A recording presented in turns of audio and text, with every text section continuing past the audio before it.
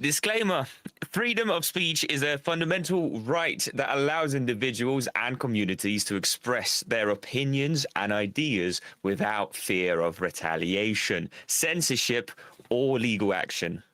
Topics, unless otherwise specified, solely represent personal opinions. Hello, we're back. We are back. What's up? What's up? What's up? My boy Aiden, aka Surge, sitting right next to me. It's like I can shake your hand, bro. How you doing today, lads? How you doing today, my boy? Not too bad. Boy. That's it. That's it. We're back, guys. Unplugged. What's up? Episode 2.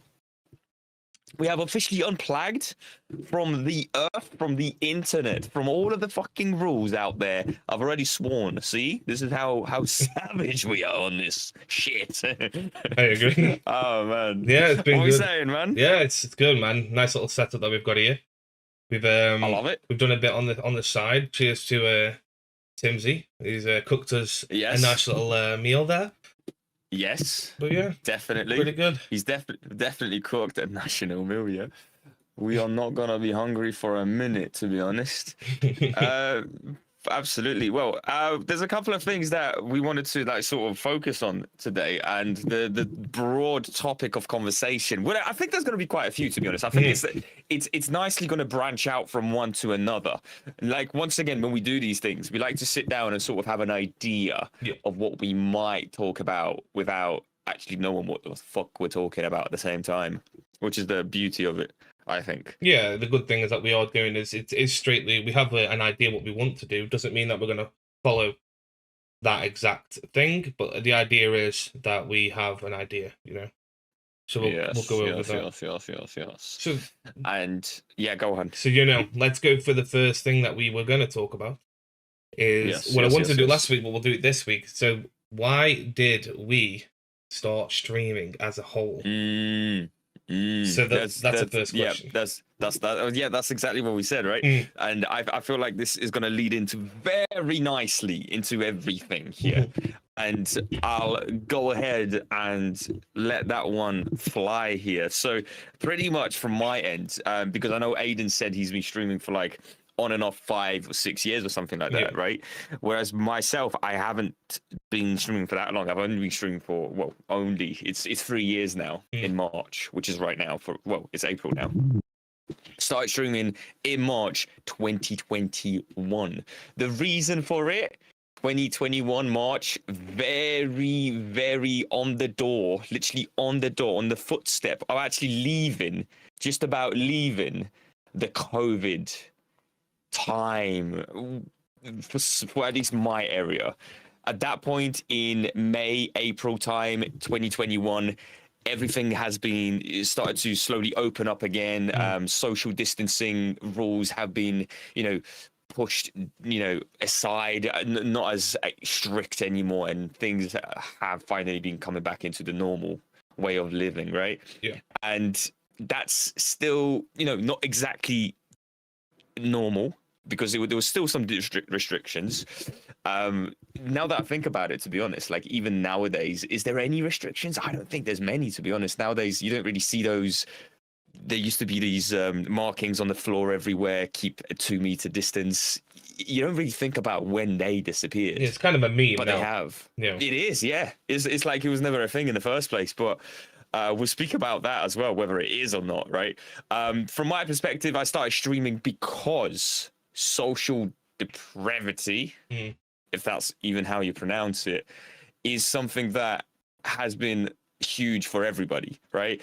I felt deprived. I felt like I was just, not doing what I always enjoyed doing, which was, seeing my friends and being able to go out and speak to people, bro. I got so lonely at some point, like everybody, right? But I'm speaking from my perspective here in general, that I jumped on this app on my phone. I just downloaded this Radio Talk, I think it was called.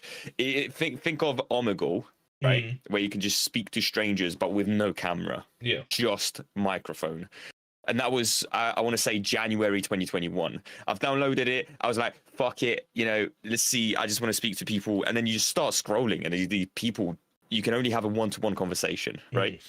but people can actually join in as an audience, like maybe whoever's watching right now, and they can, listen to it and type, and it's like cool because you have this podcast almost or conversation like right now, but people listen in. Yeah.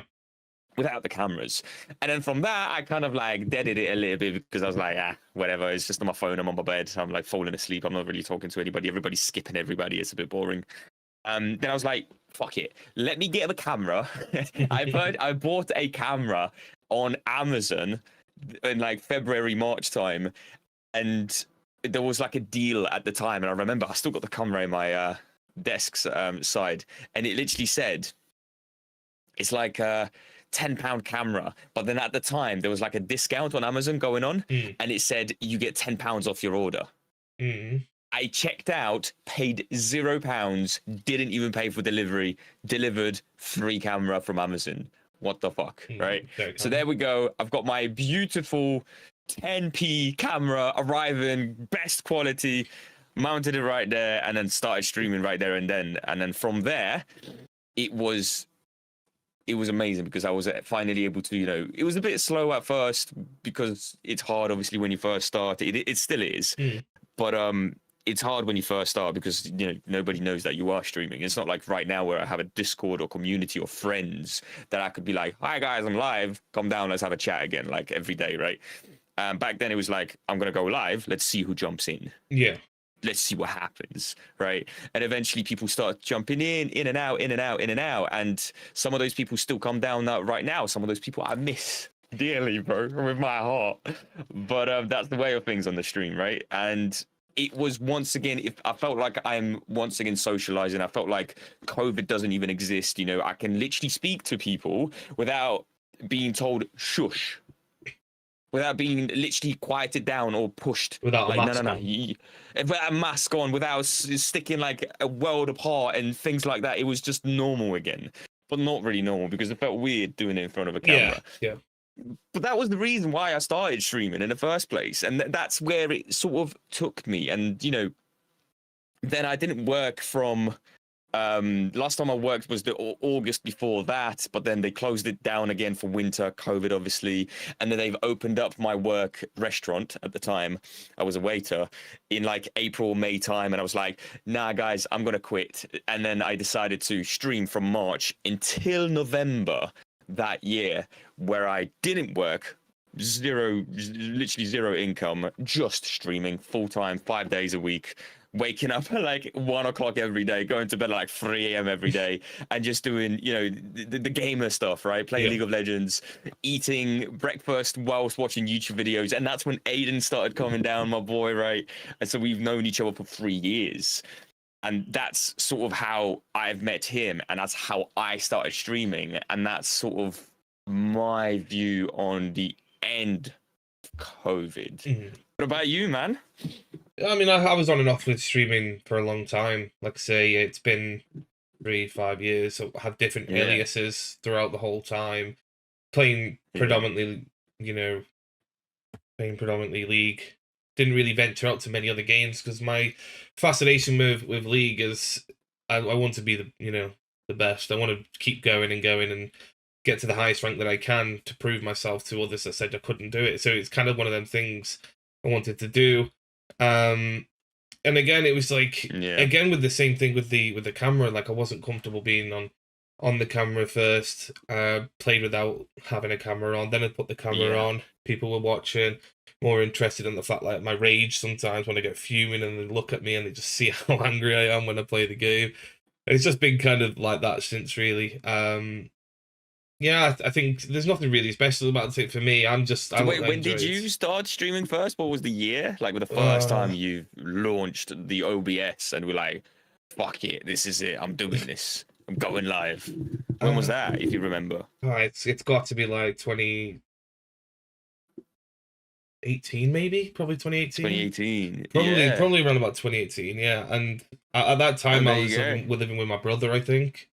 Living with my brother, and the internet was dog awful. And I mean, like, like 20 megabytes upload or something, like even less Oh, than okay. that. I thought you mean like the internet, like people were like mean on the internet or No, something like no, that. no, It no. was back in It was 2018. so bad. Like, then Twitter, right? I kept started and stopping mainly because of the lag I would get. So I'd standard without streaming it'd be like 60, and then with streaming it'd be like 80 and 90, and it just ended up being Yep. impossible. So then I just stopped streaming because I wanted to climb in League. It was never really streaming then League. It was always League then streaming for me. So if I was getting affected by ping on League, then I'd stop streaming. Then it's always been that way for me. And I'm trying to venture out a little bit more. We do the Minecraft, we do other stuff. Exactly. We started talking about Hell Divers and things, and people like the person that I am as well. Like people do come in and start chatting as well in my streams as well, Veggie and everyone like that come along. So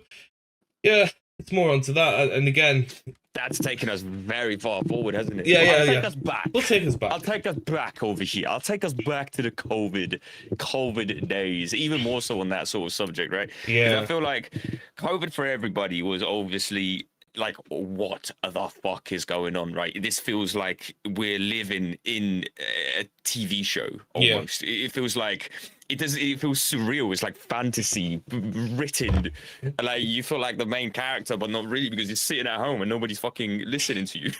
You're talking to nobody. You're just like watching YouTube videos, which at the time I did a fuckload of, right? Watched so many YouTube videos because of COVID, so many content creators were pushing content. Yeah. So many. I was watching a lot of the Sidemen, and obviously everybody had to social distance, so everybody was like sitting on their chair playing Among Us or something, and doing these weird challenges at home and away from everybody because you couldn't really meet up, but you still had cameras and the internet, right? So the power of the internet came through. But if you think about it, the amount of money and the amount of just huge opening, the huge opening that the social sort of areas like Twitch and the streaming services, YouTube and the streaming services were pushed to an enormous peak. Enormous peak. Everybody started streaming. Everybody started to, watch streamers. Ninja, blew up. It was like, the Fortnite streamer. Fortnite at the time, obviously, like all of these things, they just like, it almost correlated how beautifully aligned all of it was.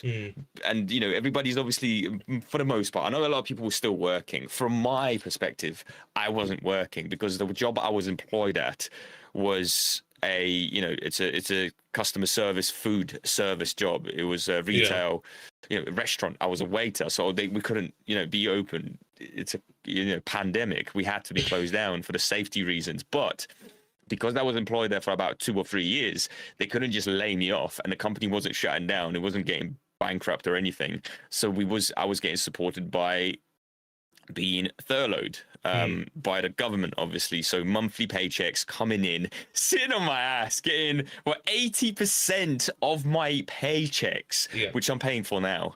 But 80% of my paychecks every month coming in, and I'm doing nothing for almost what it felt like 2 years.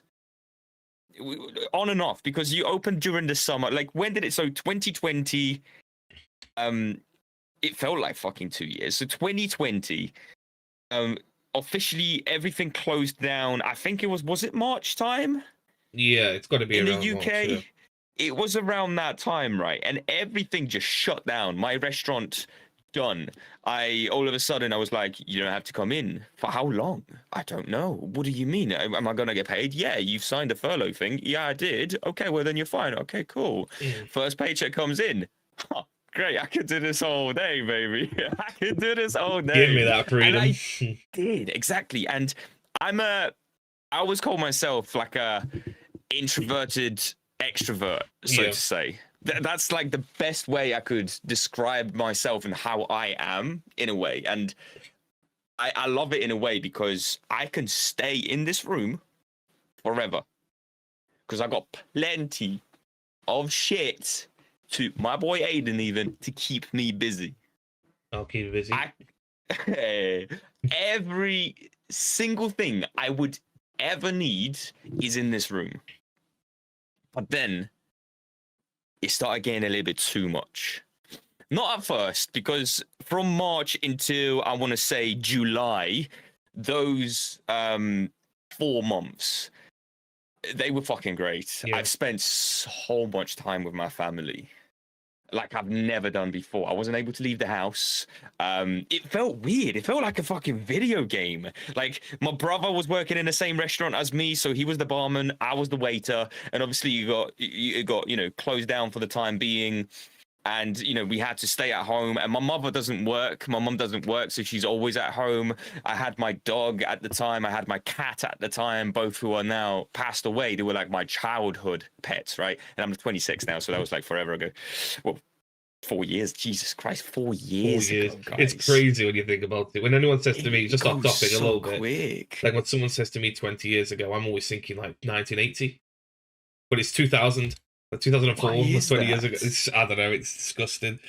It's actually disgusting. What the hell, man? Like 40 years ago was 80s. Like it's like for me when I think about 20 years ago, it's like that was the 80s. Like that was the 80s, yeah. And that's funny because a lot of the 80s trends and whatnot, like they're coming back.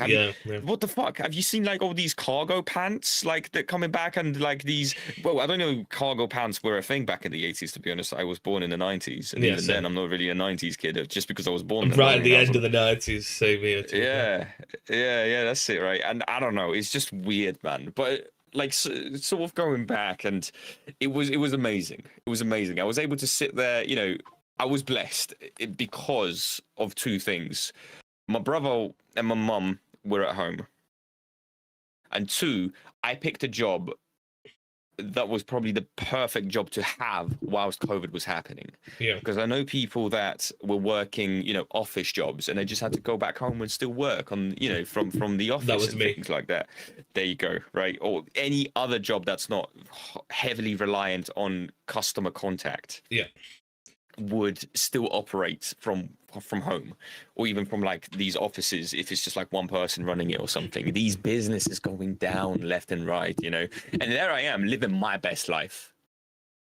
There's horror stories, bro. There's people that right now unfortunately are not with us anymore because of that time in our world where COVID has shut down so many businesses. It's got into people's mentals. It's gotten people anxious and depressed, and unfortunately a lot of those people, like I've said, might not be with us anymore. Why? Because of how dreadful it was and it's all about experiences. It's all about different sides, and every story has its own meaning to it. And from my perspective, like I said, I couldn't have asked for anything better.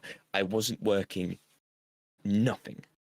I was getting paid like I was spending time with my family. My dad was still working, thankfully, because he has a job where he has to deliver goods, voice crack, delivering goods all over the country. So that was vital at the time. So he was never short on that job. Yeah. And it was just blessed. I don't know what, but something just, I'm not, like, I don't believe in, like, I don't go to church on Sundays. I don't do these things, but I swear to you, we was blessed by something, whatever, bro. So something was looking after us, Matt, at that point. Yeah. And July comes, everything reopens with these restrictions, these COVID guidelines. Make sure you wash your hands for 20 seconds or sing 2 happy birthday songs, and Donald Trump saying you can swallow hand sanitizer and that's going to clean out and it's going to make you COVID free. Oh, terrible. Yeah. These memes that were created online, everybody became so mentally reliant on this. I'm not going to lie as well, like in our house, I've never seen Sky News on. No. I've never seen it, but when COVID happened, Sky News was on every single day, looking at the rise of this chart about who's getting it, who isn't. And I was like, I remember just looking at my mum like, I'm just disappointed in you. Like, it is what it is. Well, I'll go on to the point about what happened to me for COVID as well, because go ahead. There's obviously a couple of things that happened for me. Obviously, with COVID as well, they didn't bring out the social bubble thing until a year after that. So I wasn't able to see my son for a year. Like, Yeah. I missed his birthday. I missed him everything for the whole year, you know. And you know, I was obviously trying to get him on the phone and stuff. He's only a baby though, because we're talking 2000 and what was it, 2020, 2000. Yeah. Yep. So he was only 2. So Okay. I couldn't really speak to him. I wasn't able to talk to her. It sucks, but it's nice that, you know, he's not gonna remember it. Where's dad? You know. Yeah, you'll never remember that. But obviously, there's a whole new effect on him as well, with the fact of, you know, they were taken out of nurseries and things like that. So him developing, he couldn't develop his immune system and things like that because no, of course, because that's absolutely true. They aren't picking up that. So there's a term now, I think, like COVID babies, for example, and it's like they've been brought up around that term where they're getting a lot more ill because of the fact they weren't exposed to these illnesses. That's something that I never thought of that. That's something that my son is going through and gone through. So it's something that I've had You're literally experiencing it firsthand. Yeah, the worst part about it is the fact he's also got conditions as well. He's got Wolff-Parkinson's White syndrome, which is a heart condition where you have 3 nodes. So when your heart beats twice, his beats 3 times. But in hospital, he basically had like a miniature heart attack for a child as he was born, growing up. So this had another effect on his respiratory and things like that. Very scary around the time of COVID. And like I say, I couldn't see him, which is like a mental thing for me. But at the same time, I knew he was in the best place with his mom and he's going to get looked after. So I was not worried about that fact. It's just more of a selfish need for being his dad. I just wanted to see my boy, you know. That's just that. But I mean, there's another story about the COVID for me, because I found out about my condition, my chronic kidney disease, whilst COVID was going on. So when COVID was happening, no doctor would see me, okay, because they were like, you need to go get your COVID test. Remember at that time, COVID tests, you had to go to that one of them tents, didn't you? So set up around the place. You had to go walk into this. I barely left my house, bro. I know, but if you needed to go get a test, because I was basically I couldn't work, even though I was working from home. I was like had a massive fever, and I couldn't keep my eyes open. Basically, I was having a sepsis attack shock, but I didn't know about it at the time. So I rang the doctors. Honestly, I can't stay awake. I'm lethargic. I can't. You can't come in until you got a COVID test. So then I went to get the test done. By the way, I can barely walk. Right, I'm sleepy. I can't keep up. I get in that. I take the COVID test. Shove that thing down my throat, you know, and up your nostril. Yeah. Sent that off, and it took him 72 hours to get back to me. So 3 days, whilst I'm sweating profusely. And whilst missing your son, obviously all of this is that happening. Wasn't even in my mind. That was how bad it was, because like, again, the doctors, when we did ring, take ibuprofen, take this. By the way, ibuprofen kills your kidneys. So ibuprofen, and they didn't know at the time, because he wasn't treated for it. So they just do this, have this paracetamol, have this. So then eventually the 3rd day come in, it come up on my phone, you've been cleared, you don't have COVID. So then I sent this to the doctors, like, okay, you still can't see me. Well, at that time, take the ibuprofen. Yeah. At that time, though, I didn't know. They didn't know. It's all about that. So this is like, say, 2020. The irony. 2020, 2019, something like that. I had no idea. So then I went to the doctor. They had to send me 20 to 30 miles to another direction. To another doctor's, because my doctors wouldn't see me. Basically, they were like saying, no, we're not taking any patients, we're closed. So I had to go to this special place, and then they were like, okay, your heart rate is like 140, like it's way up.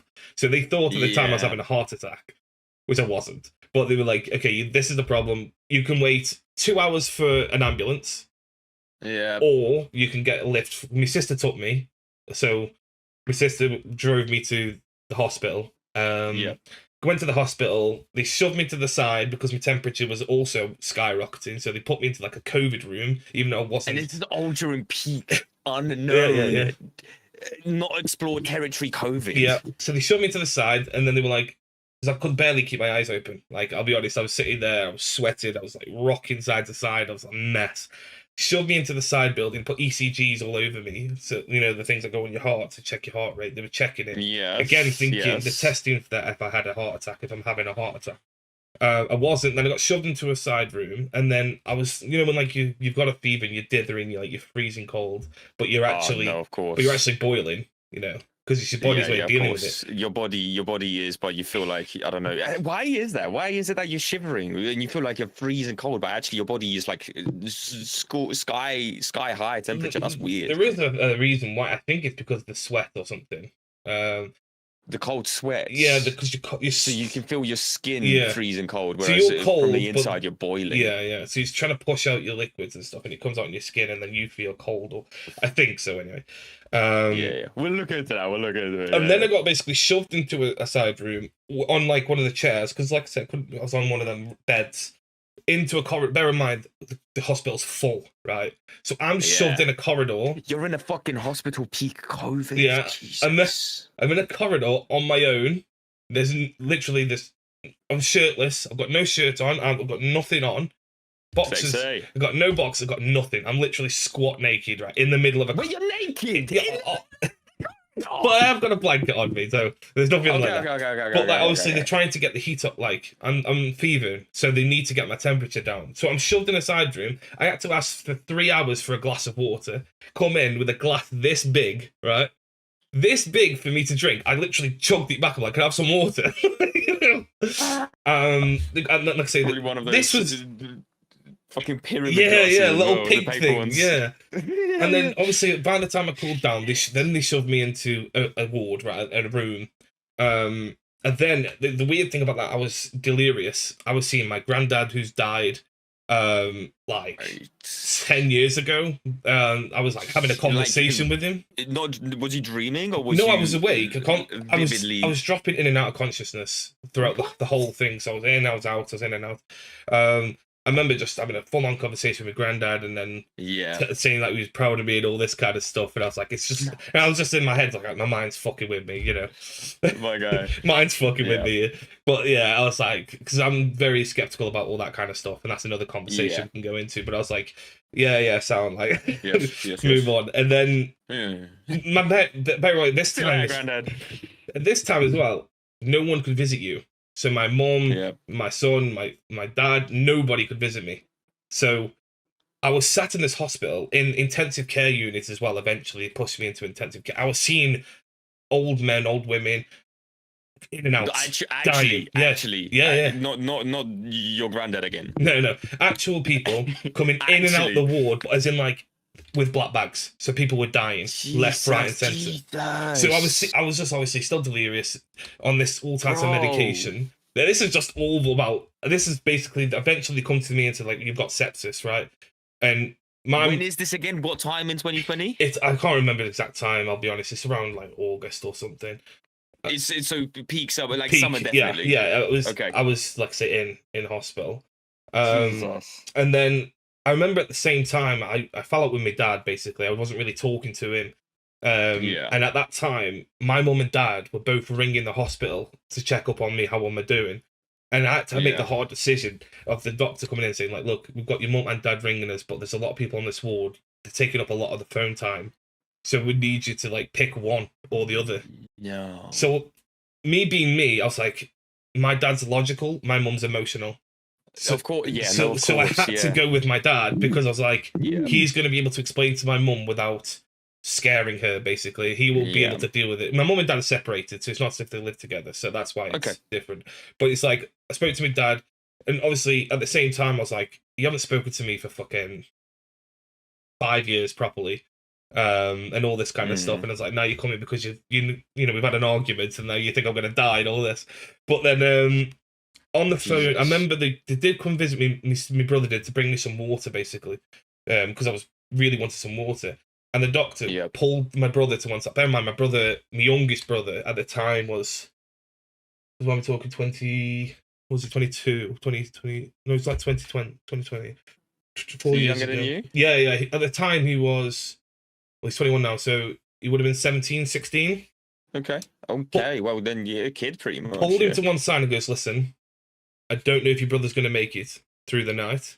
Jesus. He's in a critical condition. We don't think he's going to survive. And they didn't know what's going on. They didn't because know it was idea obviously still. your kidneys. Yeah. But I thought maybe it was the COVID. And at the time, nobody fucking knew what COVID is. Yeah, exactly. So that's terrifying. So then he told my brother, my brother's one of them, like, tough love kind of guys, you know, he's like, oh, I won't tell you I love you and all that kind of stuff, but deep down he knows he does.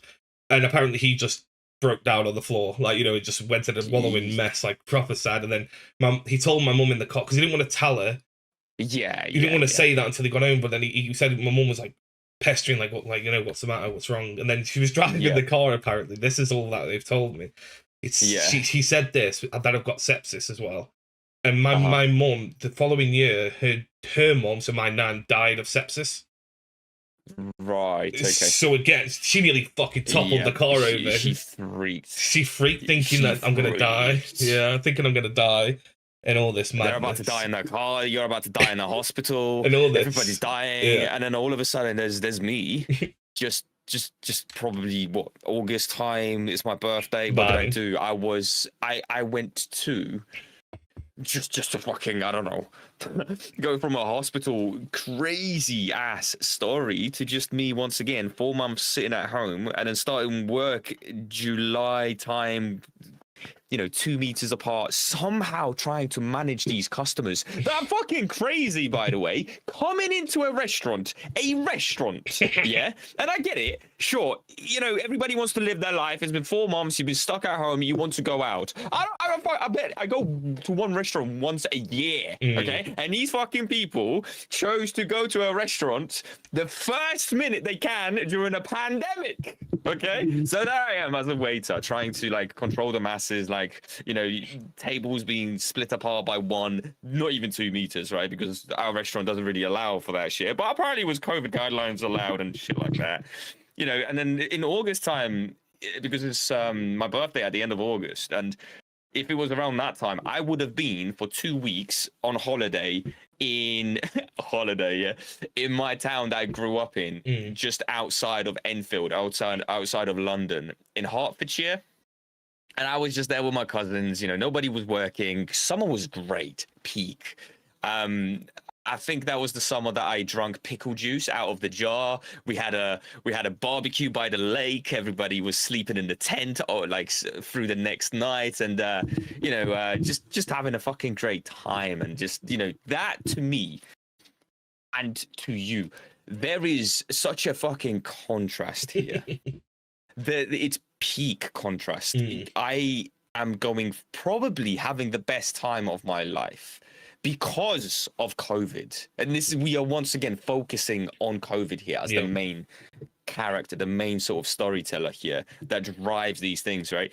And then there's Aiden, my boy, you know, sitting in a hospital, his brother getting told that he might not even make it through the night because everybody's still figuring out and scratching their heads what is COVID. And, you know, that's crazy to me. That contrast is fucking nothing short of amazing. It's crazy. For a lack of better word, just for the sake of how amazing it is that we can have that conversation from your perspective and from my perspective. Yeah, they're very, very different. I threw a house party in July. That's the fucking difference, you know? And I think at the time, the most people that were allowed, because they were not stopping people from throwing house parties the minute you could go to a restaurant. And I think the most that were allowed to be in a single space in a home was, I think it was 8. Yeah. Was it 8? Yeah, I think it was 8. 8, right? So that's the most I could invite. And, you know, that was great and everything, whatever. So we had a bit of a boogie. That was the time when I actually I had a cake. I had a cake. It was a house party for my birthday just before I went off to Hertfordshire, outside of London. And this right here is the video, and I'll show it on camera on stream right there. So this is me, August time in COVID.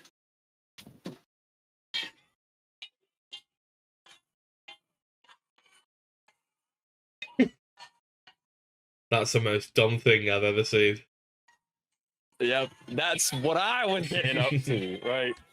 And like I say, absolutely living it up. I think that was, if not for COVID, I think I would have become a, Jesus Christ, I was peaking in my social life, in my ability to not be a fucking weirdo. I don't know, just being able to like speak to girls and really finding myself, you know, growing up. I was 20 at the time, right? So maybe older. Sorry, not 20, maybe 22. And I was just able to like sort of really explore the me that I was never able to, because I was embarrassed. I was very shy because of the language barrier and trying to fit in. I still am to this day, and I feel like at that point I was past that point. During just the, you know, that point during that time in COVID, I was past the point of trying to fit in. I felt like I did. I was already there. I fit in. Yeah. I had the friends that I wanted to have. I had, you know, everything going for myself in a social perspective. And this is fucking peak COVID, but only when they've opened it back up during that summer for about 2 or 3 months, and then they've closed it down again, didn't they? October, did, yeah. September time, something like that. Yeah, I think it end was of always September. just before winter. It was going to kick in again when the first leaf come off the wall or the tree or something. Yeah, and that to me was it, yeah. so depressing. Not depressing in the way of actually having depression, just putting it out there, because we're going to speak about this as well, to be honest. And I think this is a beautiful time to sort of like slowly get into anxiety and depression because of COVID and social deprivation and what that's caused to maybe people. Like, I can speak on that, absolutely. I'm sure you can as well, Aiden, to be honest. Yeah. And just to finish it off there, obviously they started another in the UK, another lockdown. Nobody can go out again, end of September, beginning of October, whatever, until about March, April. So up until that point, and that's 2021 March, that's the March I started to stream, because I missed it. I missed what I've had in 2020. I've missed where I was going in 2020. And they've closed us down for 6 months. And yes, sure, I was getting paid. I was sitting at home. I was with my family. But I started to miss that social part of life, and just being able to just sit there and talk to people, you know. And eventually I was like, fuck it. And there I am, starting to stream. And then from that point onwards, 3 years down the line now, we're in April 2024. Still going, still streaming. So that's why I started it. That's exactly why it brought me through to that, to be honest. Yeah, I mean, I agree. I mean, there's a lot of social things that happen for me as well. I've always been like on the cusp of like being social again. I think that's why we get on, because we're kind of introverted extroverts. Like, I'm the same. Yeah, I'm kind of the same. Yeah, I absolutely, I feel that. I'm like, at the party, I'll be the life of the party, and then when the party's over, I go, and then everyone, it's like gone. But the idea for me is, I like my own company. I've got no problem with being on my own, and I think that's another thing for relationships as well. Like, I hate being in a relationship because it takes that away from me. I like to be on my own. I could so relate with that. And I hate it when I have to do things. It sounds selfish, but do things for other people, but I don't want to do them. Like, I hate that idea. So that's just another thing for social. Again, I used to love going out. I never really was a big drinker or anything like that. I never really drank that much. I saw, like, my mum is, and my parents around that age of like that generation where pubs and things were a real big, a really big thing about being British and going to pubs, going to clubs and all that kind of stuff. I kind of went out, but it was like, let's think. I used to go out like once, like for Christmas, I do or something for work. For my birthday, things like that, special events, I'd go out and have a drink. I don't at home. I don't drink alcohol. Maybe one every now and then for Christmas or something. But again, a lot of people do drink again because of the face. It's like a social thing, just to get back onto that point. And they like to, you know, go out for meals and things like that. But for me, I say I don't really mind. That's why streaming is perfect for me as well. That's exactly what. That's right. I can relate with that, to be honest, as well. Obviously, and it took me, and I'm sure, you know, through a different way than it has you as well. And that's the great contrast here as well. It took me from one life journey, from one sort of branching out, like another universe domain, you know, another like sort of what do you call them in Marvel? I'm such a Marvel nerd, by the way. I love Marvel. There's a dying lemma. I don't know if that. No. It's the branching out realities, and you want a strain metaverse? of yeah, but there's a word for what people are called. Like, you have your own versions of you in every multiverse, which is what I'm trying to say, but Yeah, there's a yeah, word for yeah, it which yeah. I can't remember. And I feel like that domain has branched out for that social sort of thingy right now, from going from those sort of going out, dining all the time, to restaurants, to seeing people and just like, just hanging about, going to local parks, or like climbing mountains, local like hills that you could hike. I used to do that a lot, to go and party in like central, or like traveling, around the country, and going to the seaside, and all of these things that used to be me, right? And then obviously nobody was that for COVID, or at least those people that wanted to really leave the house, sure they did, and I did as well. Sure, I was still hanging out with the people that I did hang out during the actual non-COVID lockdowns. But when you were locked down, sometimes we did plan out, like a car trip, and maybe sparked a doobie, sat on top of a cliff, and just vibed, really. There was nothing else to do. There was Yeah. nothing else to do, right? There was nothing else that you could have realistically done.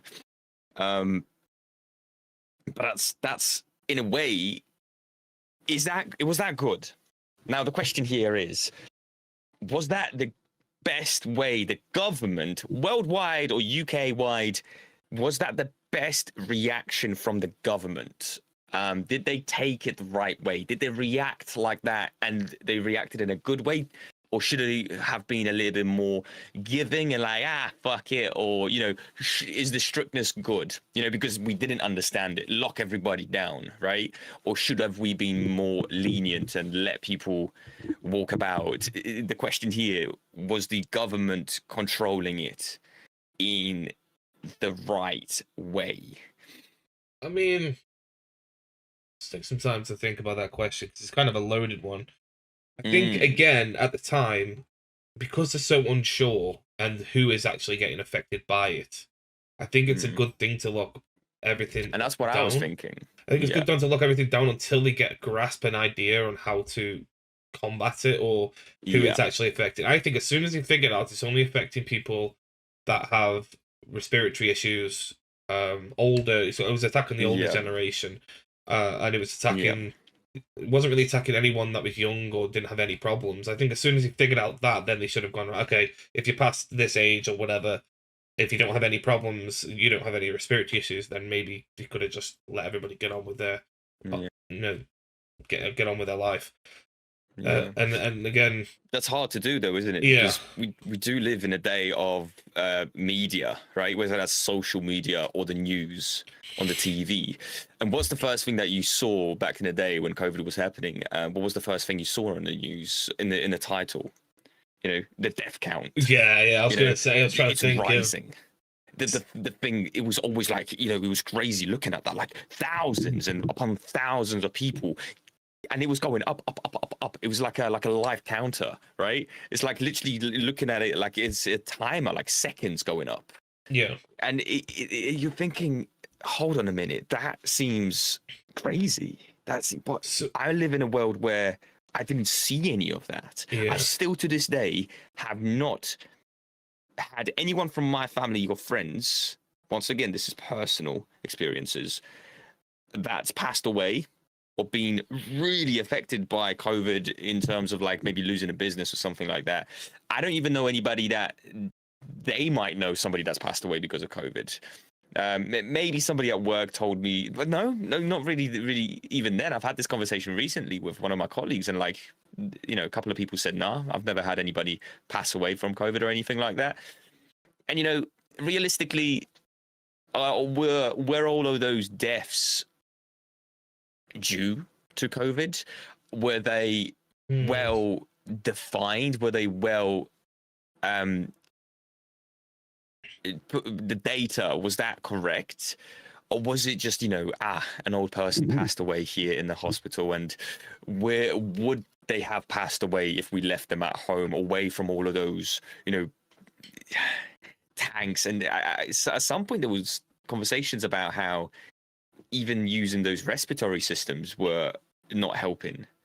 because you kept breathing in the toxic air. The virus was going in and out into the same sort of tank, and it was just getting overwhelmed. Your lungs were shutting down because of that.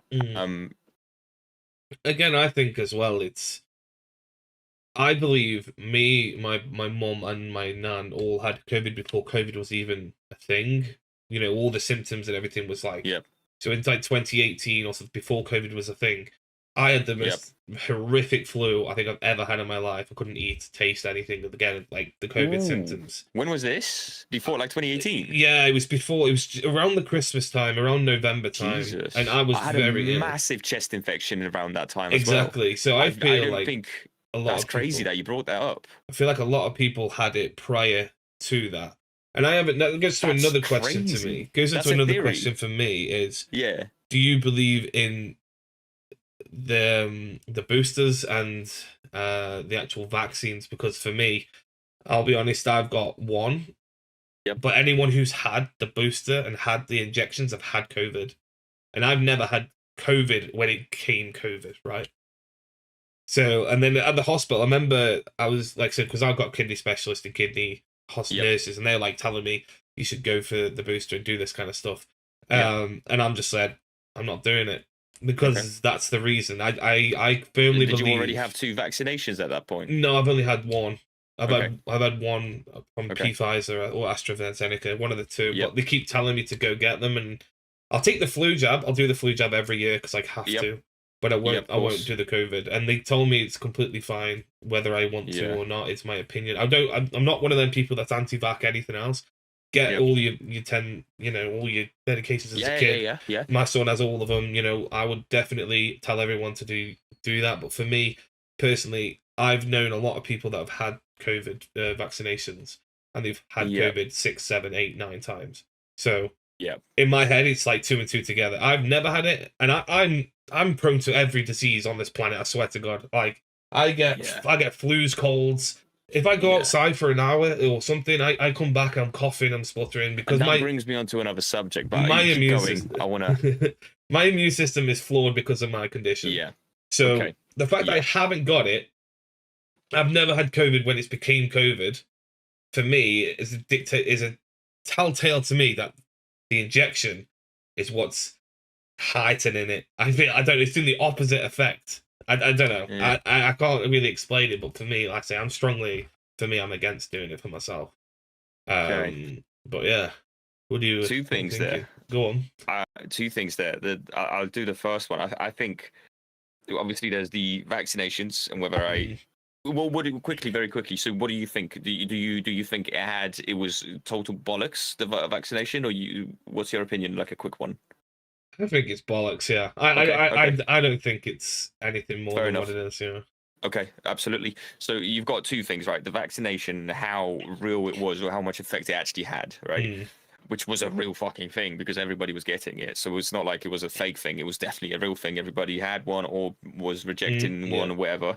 Second thing is people that, like you said, if you're sitting at home and, you know, for your, in your perspective, it's different because you do have your condition and obviously that may have a larger impact on the flu symptoms and all of that stuff. Yeah. But speaking broadly over that, not realistically focusing on the conditions that you might have you personally, but on others people's sort of perspective, if you don't have a condition but you sit at home all the time, right, that we can both relate with that, me and you, right, sitting at home and then going out and catching a flu, coming back home and feeling shit, that obviously, like a lot of people might know where I'm going with this already, if you sit at home, especially with COVID, locked down, not able to go out, what does that do? That gets rid of, first of all, we as a species have evolved to tackle shit on head first. Experiencing it. Yes, Black Death, all of that shit. I'm not talking about the death, you know, the death. Get that shit out of the... But COVID, we didn't know what it was. Absolutely fine. We got the COVID lockdowns, freaking out. The government's trying to do something. Lock everybody down. Lock them down, keep clear of the pandemic, the illness, the virus, you know, we don't know what it is. But realistically, maybe the lockdowns have caused even more havoc and illnesses because people were sitting at home and not taking in the virus and not letting their own immune system fight it. Right, so you're sitting at home for 6 months, not dealing with anything, nothing, and then you go out in August, July, September when the lockdowns were released because everybody wanted to leave, right? And at that point, it was getting heavier. The hospitals, the NHS was getting overrun because everybody's nobody's really preparing themselves throughout those 6 months, to get that sort of virus in their body for their system to do that magic. You're gonna have a flu, great. You're gonna have another flu 6 months later, great, and that's it. That's a natural vaccine, in my opinion. That's how it should have been done. I'm not a government official, right? But there's some truth to that. So maybe that should have been looked at a little bit more. The natural way of taking in the virus and fighting it with your own immune system. But then again, once again, there is the argument of we didn't know how vicious and how deadly it was, so maybe not, right? But there's those two arguments there.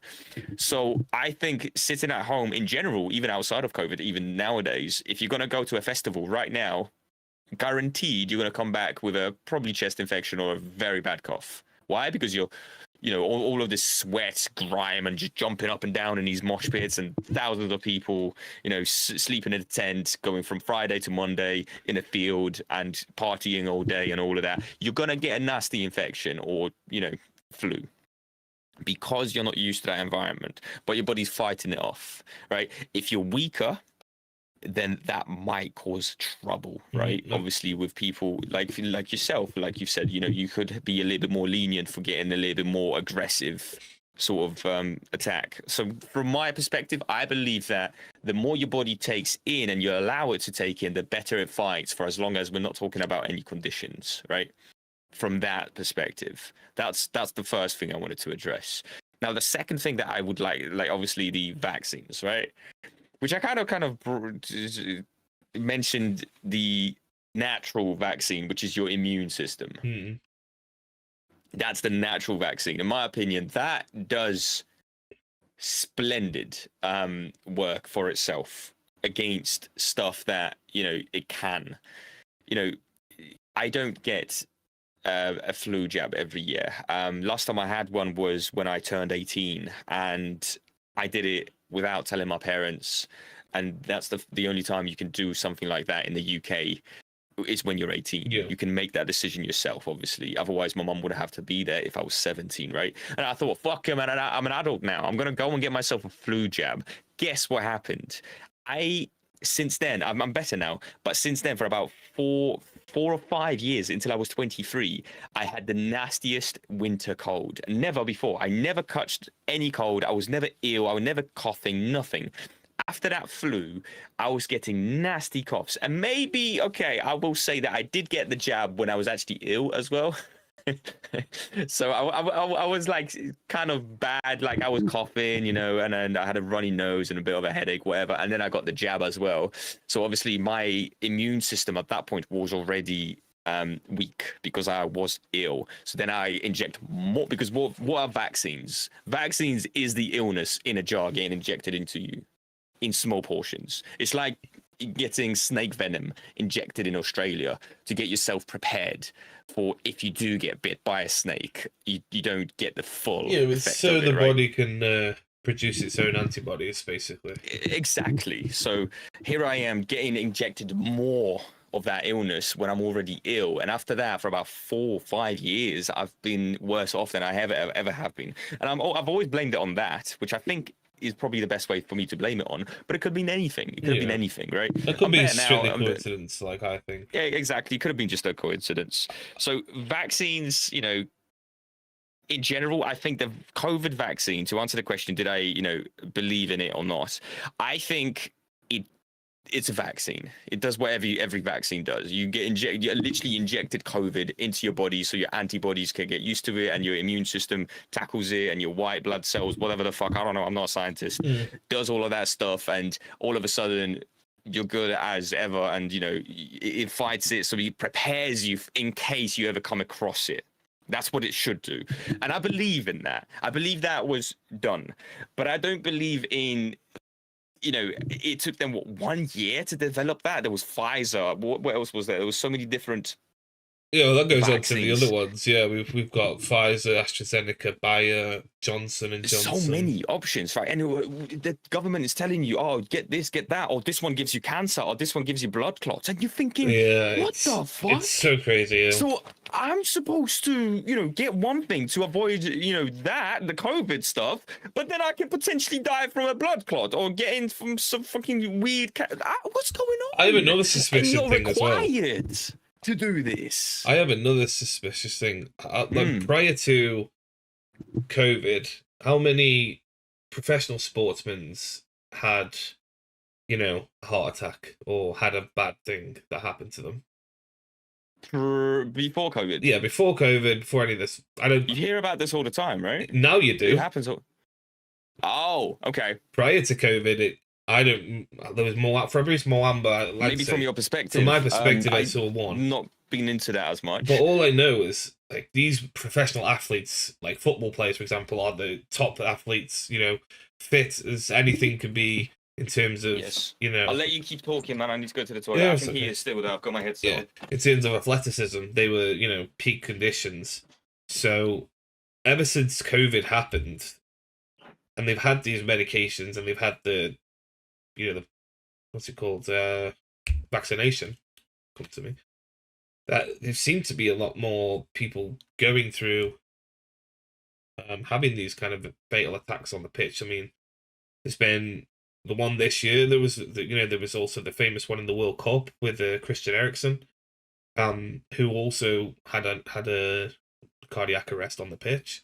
I feel like it's happening way too often in this current century, in terms of, you know, physical being. So that's just my opinion about it. I again I do agree that injections are used to reduce symptoms and to make them less severe. But if you never had them before, now you're getting them more often, even though it's reducing the symptoms. If you never had them before, you're technically getting the symptoms and you're getting the illness. And if you didn't have them prior, it's so strange to me. I can't put two and two together. It's really difficult. I mean, there is more questions about the COVID and things like that. Obviously, to finish off the story that I was talking about before, when I was in hospital, I figured out I had a problem with what's it called? An allergic reaction. I had an allergy to I'm trying to think of the name of this medication. It's on the IV.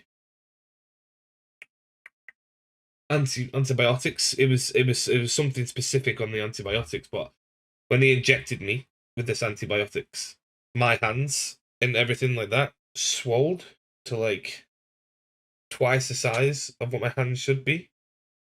But then they figured out it was doing that, so they took the IV off, and then they put the other form of antibiotics into my body, which then reduced my hand size, and then made it. But then the problem is, once you've had an allergic reaction to your skin, obviously your fingers swell and your skin stretches. But when you then take it back and you take that off you and you put the proper one in that you're not affected to, your hands and that go back to normal, but your skin stays the same. So my hands and my arm were peeling, literally. From it was wearing gloves. Penicillin. Gloves, yeah, right? It was penicillin. I was allergic to penicillin and amoxicillin. And flucloxacillin. Did they not do any? Didn't they test you for that first? They can't do that though. I'm like in you're not really gonna know there's a problem until there's a problem. So the doctor comes in, how you feeling? I was like, well, you know, not very well. Jeez. My hands are like this big, and he's like, okay. Walked away, come back with some other stuff. But honestly, I had to, you know, when it's sensitive thing like this, for example, this glass, it's cool. But if I tried to pick that up, because my first layer of skin was gone, the temperature of that would be so cold that I have to put it down. I couldn't put my hands in hot water. So what? I couldn't do it. Like, it was so painful because your nerves were so exposed. Yeah, everything. Shit. I had to wear these white gloves with moisturizing on them just because I couldn't pick up stuff. No, that's crazy. It was terrible. But that goes on to my other question again about, let's go to a different topic of general doctors, you know, your GP advice, things like that about prescribed medications. We can go into that leads us on very nicely, I think, with what you just said. Exactly. To be honest, yeah, very fucking nicely. Just to briefly, even like, just to talk all about what you've just mentioned, even like, so you've been given, what was it called? You've been given, and what you was allergic to? Penicillin. Penicillin. Yeah. Right. And that does what exactly? Sorry. So penicillin is basically attacking a, it's an antibiotic. Is that an antibiotic? It's an antibiotic. Is, yeah. So it's just attacking an infection. I know. Yeah, that's I know inside now. of me. Okay, and you're allergic to that. Yeah. Okay, I know. Yep, that rings a couple of bells actually. My mum, the amount of times she was like making sure I'm not allergic to it before I took anything. If I needed it. Yeah. Then they found out because it was on IV, so it's not a pill form. It was straight into my bloodstream, so it was quicker. So obviously, there you go, right? And now you could argue 2 points here, for and against the doctors, right? For the doctors' point is that they were overrun at the point and at the time, and they can't really run all of these, leisures that you might be inclined to, like checking you for whether you're allergic to this and that, penicillin or any other allergies that you may have. Now, sure, NHS stretched thin, barely paid, barely slept, people wise, it's crazy what they had to deal with back then. But then again, it's still playing with people's lives. Oh, let me just give you penicillin, knowing full well that some reactions can be very bad to it, but I don't have time to test it, and I need to, see you through. I need to let you out. My first thing and my number one priority is not to help you, is to get you out of this hospital one way or another, apparently. And I'm going to throw anything at you in order to do so, because that's their responsibility. And it's not really their fault. It's how the system works, right? So that's arguing against, with the doctor, really, because sort of, being on the side of the thing that they have to be able to do as much as they can with as little as they're sort of provided at the time. Yeah. And obviously the other point, I kind of already said that as well, but it's what the doctors, if they did go through all of those tests and whatnot, that's fine. Yeah. Whatever. So you've got that, and that leads us on to like just NHS in general, doctors, GPs in the UK. I mean, I can make a Bible about the general doctors, the amount of stuff I've had to been through. But now, have you been with doctors or GPs mostly? I mean, I've been through both, so I can give you examples of both. So, I mean, what's GP stand for again? It's general practice. So general practice, and that's GP is a doctor. It's not a doctor. It's a person that you go to when you call up your local medical surgery. Is it surgery? Yeah. And say, hi, I feel shit, or I'm bleeding from, I don't know, my dick, or whatever the fuck is going on. You go over there. Well, probably. Maybe, yeah. Well, hi, when next week? Ah, shit. I think, again, with the general doctors, let's say they are technically doctors. They're just generic. The GPs, they don't have the speciality, right? But the amount of times I've been to a doctor, even though they've got my doctor file, they've got my, my Bible with a condition, my issues, my medication, they've got my medical record. Amount of times I've gone to a doctor, say for example, because I get everything, right? I had an infection in my arm here, and it was spreading towards my chest. This was about a year and a half ago now. I've already been diagnosed with chronic kidney disease at this point. So it was spreading towards my chest. At the time, I was just like, it's whatever, it'll go eventually. And it was just growing. Oh, no. It was growing and growing towards my chest. So I was like, okay, I'm going to have to go to the doctors and get some antibiotics, right? Yeah. I went there, and they were like, is it irritating? I was like, yes. Because, don't worry, take some antibiotics. Take some ibuprofen. Literally, she said that to me, and I was like, yeah, okay. If you just read there on your computer, it says chronic kidney disease, stage 5. And they were like, oh, don't take ibuprofen then. I was like, well, yeah, obviously. Because do you want me to write my own prescription or what? And this was like, okay, just have amoxicillin and penicillin. There, you can see I'm allergic to amoxicillin, penicillin. Give me what's it called? Clarithromycin. That's the one I have to have. It's specific to me. And there's one. Yeah, and you're telling them what to do. Yeah, I'm like, you need to give me clarithromycin because I can't have amoxicillin or penicillin or flucloxacillin. I go to the pharmacy and ask for it. You need to fucking give it to me. You need to prescribe me. And then the one time I wanted that specific antibiotic, nowhere in the UK was selling it or getting rid of it because it was such a shortage. I was like, for fuck's sake, this is fuming me. But yeah, Jesus. I mean, to be honest, it's like I give them a lesson in my condition every time I go to a doctor. But to be fair, now I have a specific number that I call. You know, I have a specialist doctor, so I can talk to them about my what I need, and they'll just prescribe it and send it to me.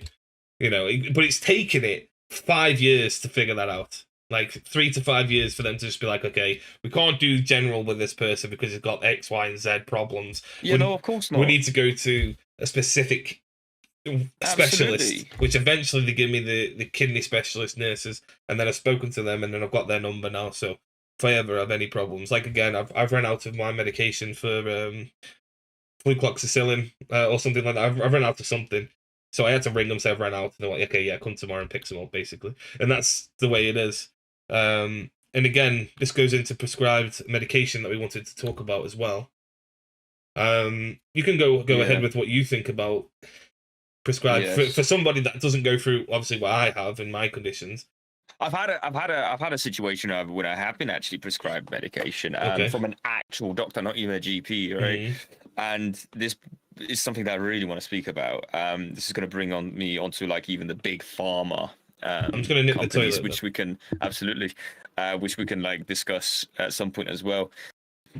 So I am a person that is fucking, you know, touch wood, and very thankful. I don't feel like I'm going through anything in terms of mental illnesses or any mental deficient. I'm not deficiently, analyzed or told by doctors that, you know, or I'll get to that I don't feel like I'm depressed. I don't feel like I've got huge anxiety issues. I don't feel like, you know, I'm blessed in that way, in a way, right? But I might be going through other personal, like sort of medical things, right? And one of these personal things, I went to the doctors and they've tested me, and it's actually about my shaking. So I don't mind saying that on stream, to be honest. It's I've got like, apparently I'm diagnosed with a and this is nothing serious. Diagnosed sounds very serious, like you're done in a couple of years. But for me, it's not serious at all. Apparently, I've been shaking, very shaky, ever since I was like maybe 17 years old. I can, you know, make myself a tea and then hold it in especially my left hand, and I'll be like this, and you can hear the spoon hitting against the edge of the glass, and you know, things like that. So obviously, I went to the doctors, and first I went to the GP, the first doctor that sees you, the first point of contact, and I go there. They tell me, all right, well, you know, chill, take a chill pill, right? Take a bit of ibuprofen, whatever, right? Fine. Second visit, third visit, finally I get through to them, and they're like, right, okay, so I will get you put through to a physio therapist or whatever it's called, doctor, actually trained doctor. And you know, a month goes by, I go to have my visit, I show up in this hospital next town over, and I go into a room after waiting for a minute. I go in, and it's an actual doctor. It's not a GP. It's a doctor, and he's, you know, trained and went to university. He's got this medical assistant there sitting, and you know, passing all of these, like, you know, the things that he's asking for. It's not like I'm having a surgery, but yeah, she was there for that. Whatever. Yes, Gabo. And he's doing the knee thing to me, and just checking me and telling me to do all of these weird like reflex things. Reflex things, and because of my shaking and whatnot.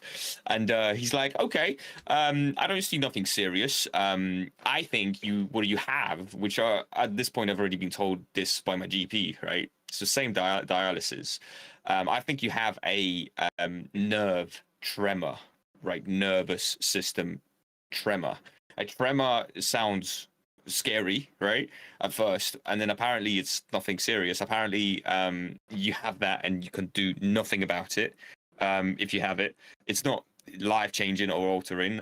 Yes, it's annoying because I don't know. I'm gonna go on a date. I'm gonna start pouring, I don't know, wine or Secco, some champagne for my, for my girl, and then all of a sudden she's like, "Why are you shaking? Oh, are you nervous? I'm nervous, are mate. you I'm nervous." And maybe yes, maybe I am nervous, but nerves are good sometimes, right? But this condition makes it 5 times more over exaggerated. Yeah. Right. So what you can be nervous on the date, absolutely fine, right? But I will be nervous and it's gonna be 5 times over exaggerated. So if I'm already like, just a little bit nervous, this and that, not even like feeling mentally nervous, but if my body's like a bit shaken up, I want to make a good impression, I'm going to be shaking.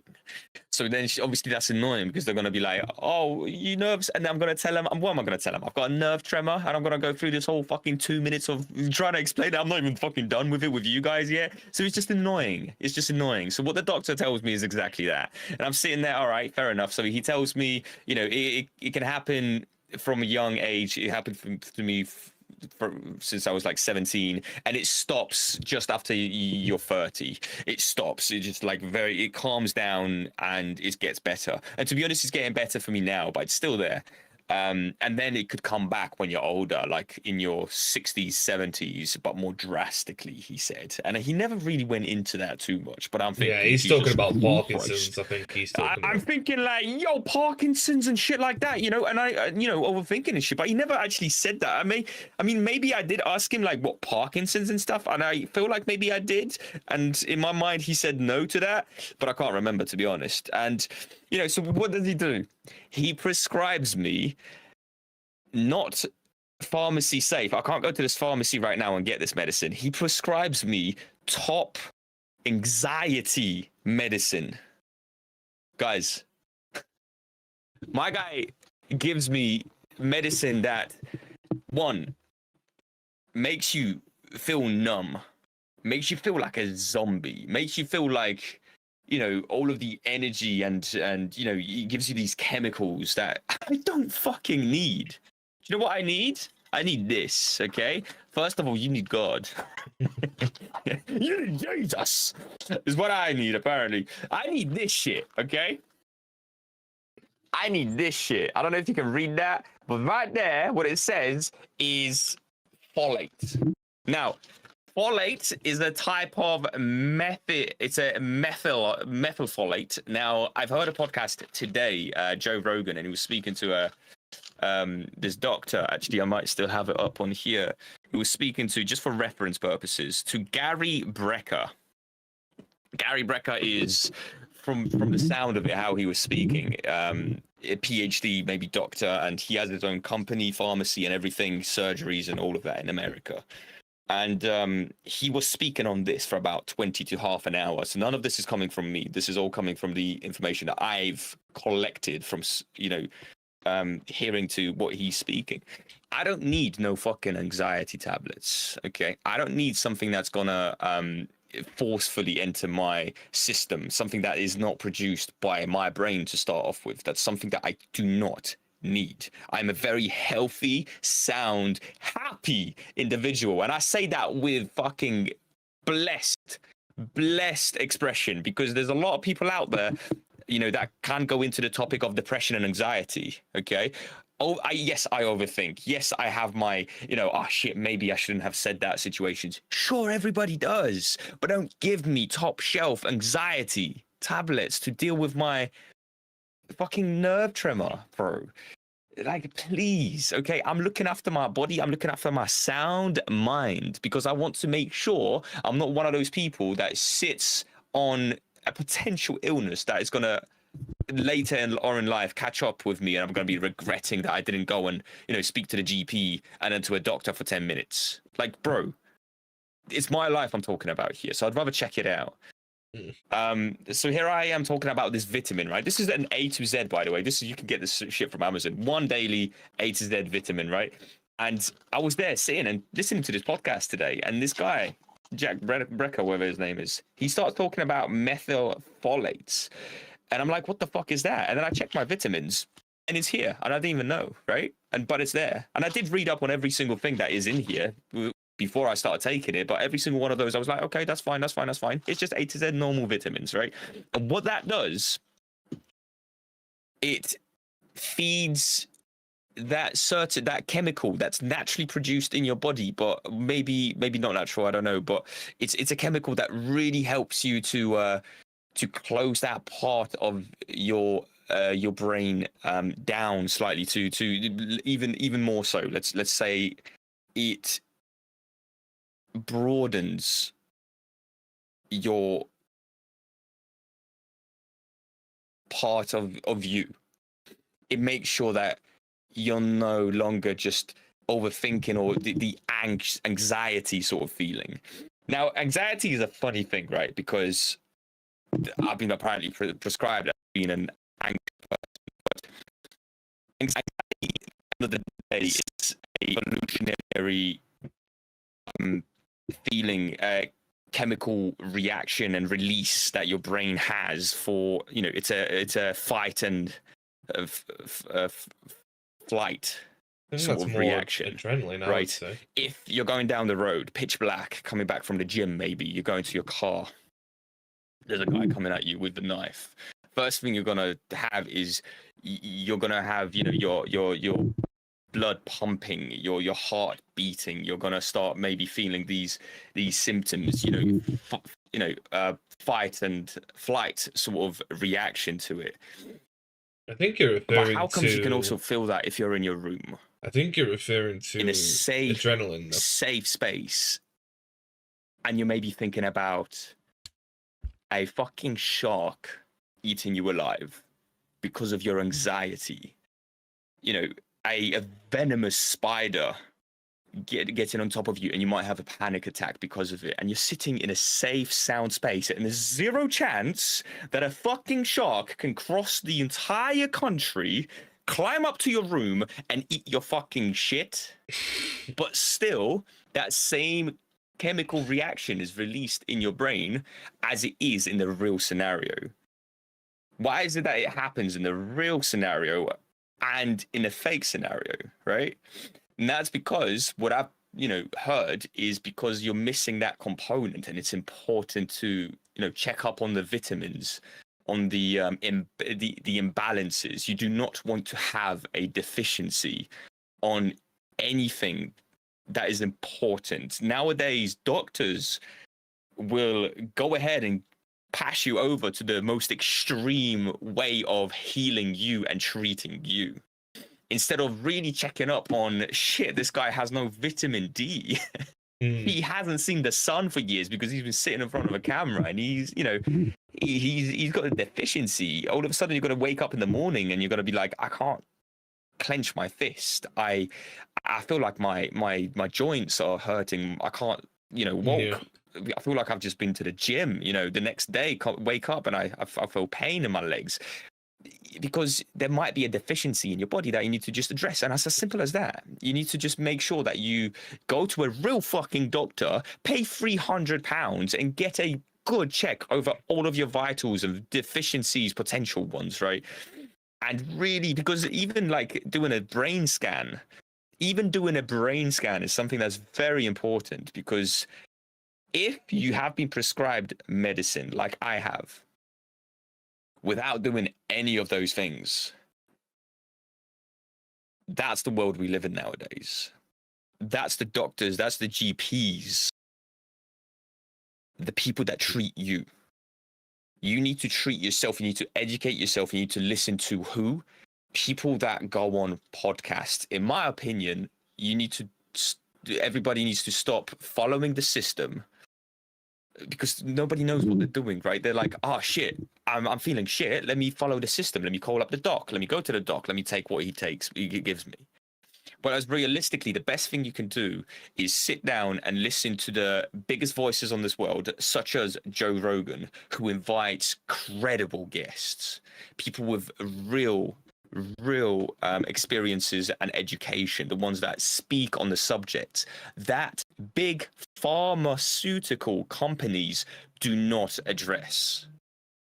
They're big companies out there in the world that are the ones who are prescribing and doing these surgeries and getting you addicted to medicine.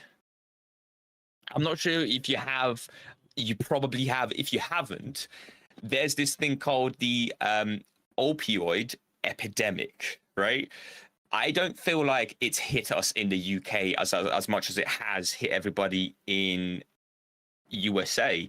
From that perspective, I can talk about that, and I know Aidan can speak about it on the UK perspective as well. Very briefly, because I've been chatting for so long right now. USA, since the late 90s, big pharmaceutical companies, you know, the places that sell medicine and prescribe medicine to doctors who then give it to you, they have been putting illegal substances into simple medication like painkillers. There's a series on Netflix, I think called Painkiller, actually. Great series about the real life experiences where people that had something drop on their leg, broken their bone, had a headache, you know, cut their finger, have been prescribed pain killers to help them with that. And guess what's in that painkiller? Straight up illegal substances that, just for the sake of it, I don't think it is heroin or cocaine, whatever the fuck it might have been, or still it is. It's addictive. But it does help because it numbs you. It numbs you. It's given to end of life patients, people with extreme cancer. That's very painful. The ones that, you know, want to stay alive, and if the cancer is healed and they no longer have cancer, then they will have to deal with the opioid addiction that they've gotten from that medicine because of the addiction to heroin, whatever the fuck is in there. But it was given to people for years, 30 years almost, and it still is, apparently, still is given to people who have headaches, bro. And guess what? Normal families, the dads go and kill themselves because they're going around these neighborhoods, dodgy neighborhoods, going to drug dealers after 6 months, less time, buying drugs, sniffing their headache medicine in a car. It's fucking crazy. And why is all of this? Big pharma companies do this for profit, right? Which can bring us very nicely into any topic out there. If it's not been explored, you don't know. If it's not killed, and if not enough stories have been told out there in this world, you don't know. They could put anything in your food nowadays, but we're talking about mainly doctors now, right? So it's important to educate yourself and not follow the system, is the moral of this story, is what I'm trying to say. Not to take the medicine that you're prescribed just because your doctor says you're depressed, take this medicine. Yeah, I mean, from my perspective. I mean, I get that. But I've been blessed not to have to fully go down that route. Whereas I know many people, my mum, for instance, who had to and still is, and at some point got very fucked up because she got prescribed the wrong medicine, which is thankfully good now, aside from her like blood pressure and stuff. But that's, you know, a subject for another day. And just from that perspective, from like USA, big pharmaceutical companies, that's how I've sort of been interested in that. And I'm not sure how it is in the UK, Aidan. Like, I know this is not really you don't have a big opinion on these subjects, but just roughly, is there anything that you know maybe about it in the UK? Not something that I've seen, to be honest. No, I think the problem. Not something that I've. The thing is, in the UK, I think I can hear you. You can't I think hear you're muted. Me. I'm muted. Hello. Wait a second. Hello. Can you guys hear Aidan? I should be fine. Hello. Oh shit. Hang on a minute. What's going on here? Some technical difficulties.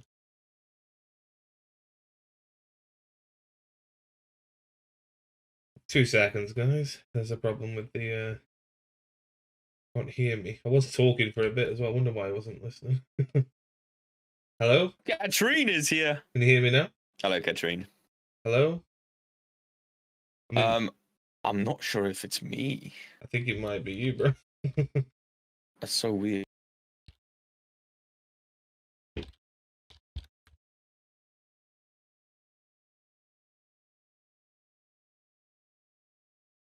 Yeah, I don't know what's going on. But it goes on to the point about the UK and the drug side of it. Again, I don't really think it's that much of the UK because the NHS, to be fair, does cover a lot of things. Hello, Katrina. Can you hear me now? Yes. Did you just say that live? No, I can. Yes. Yeah, I can hear you. Yeah, I was talking as well at the same time. I wonder why you couldn't What? hear me. What the fuck? Wait, what? I think Discord just So, did a disservice. just destroyed. Yeah. Sorry, Yeah. man. If I was like talking over you, that I thought maybe you're just listening very deeply. No, I was talking. I was talking all the time. I think a lot of the time you're on the cusp of like anxiety as well as adrenaline. Yeah, my camera's gone as well on the stream, I think. No, this cap is fine. I can see it. Okay, nice. When it wasn't on the screen, I think it's gone. Nice. Yeah. Go on. So I was saying, I think you're on the cusp of adrenaline and anxiety. It's like explaining it quite similar to one another, but they are quite different. Again, with the adrenaline side, it's that fight or flight thing where, like, you know, if there's a fight going on and if someone pulls out, like, I think like Eddie Hall does a great depiction of what adrenaline is.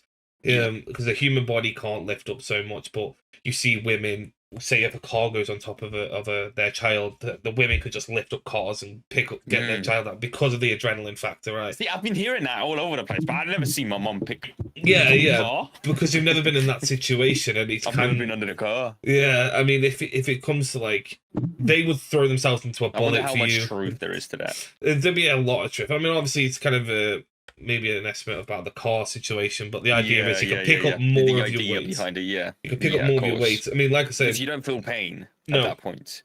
Same for you might be breaking your bones and crushing them under the weight, but you will still pick it up. Yeah, exactly. As Eddie Hall said, he had to cycle. He had meetings with psychologists and everything to get himself into a point where, when he did the world record of the deadlift, he said the only way he could get into that state is if he had an image that his son was trapped under a car and he had no choice but to lift this car up to save his life. So he had said you can watch the thing. It's on the internet. He said he had a pinch point on his hand that once he hit that point, his mind was there in the lifting the car up, and then he was able to lift that half a ton weight for the world record. But yeah, again, about the prescribed medication, for me, it's like I have 16's worth of prescribed medications. So and the thing is about that, like, I have to listen to, you know, it's a specialist. You have no choice. I have no choice, and again, I can honestly get you. Nobody has really. I can go get you the tub of my medication, and I could probably name you 3 of them. I have no clue what they are. No. I don't know what they do for me. I just know you'll have to take them, otherwise you're going to be very poorly. And I'm like, okay, I'll just take them, shovel them in. And I'm sure I'm not disputing the fact that maybe they're not right. They're absolutely necessary for you have to. I'm specific though. Your condition, right? The idea behind is what I've kind of said is also but is there a better treatment, right? Is there a treatment that people are ignoring, maybe for reasons such as we don't have enough money or resources to treat you otherwise? Or have we been doing this the same way for 10, 20, 30 years and we haven't been really looking at changing? Have we been ignoring the recent scientific change, like, you know, changes in biology, things that we've been discovering about the brain and how things react to one another? Has that been taken into account to the medication that you've been prescribed and are currently on? Is the question here, right? Whereas obviously I'm not disputing, but it's a great subject in a way. Yeah, it's a great question. Yeah, again, it's one of them for daily people, and obviously people that don't have specific conditions. I feel like a lot of people aren't really understanding the emotion behind the problem. Everyone on this planet, you can agree or disagree with me, has the emotion of depression, anxiety, and all these kind of fact finder words. Everybody has the emotion. You can feel depressed about a situation that hasn't gone your way. You've just come out of a relationship of 10 years. You're a bit sad, you're a bit down, depressed about it. You're feeling like crap, you know. It is what it is. And everyone has that emotion of depression, right? Yes. And then it goes on to like things, you know, again with anxiety. It's the same with that. Everyone gets a bit anxious. For example, your boss calls you up and says, I need to see you in the office. I need a meeting. and you're thinking, oh no, I'm gonna get sacked. It is what it is. Yeah. I'll take this stuff. The first thought. As soon as you walk in, it's like, yeah, just doing a monthly review, just seeing how you've done. Like, and you're like, oh, thank God. I thought I was getting the sack every time, and it is. It's so true. I think everybody has these emotions like that because I was on my phone. It was last week. I don't know who grasped me because to be honest, I was only sitting next to one guy, and then there was this other guy walking around the office, and then there's these two people to the left of me, but they're not very close, so it could have been any four of them. And at some point, halfway through the day, the manager of the office comes up to me and says, do you mind if we have a quick chat in the office? And I'm thinking, I'm getting fucking sacked, bro. But what she say? She's saying, so it's been reported to me that you've been on your phone today a lot, and just wanted to let you know, to manage that a little bit better, or just don't be on your phone at all. And I was like, fair enough. I'm sorry. Yeah, again, it's a normal emotion, but I think a lot of people aren't educated on that front. And again, if that goes into another question, we can do for another stream about the education. We'll go into that another time.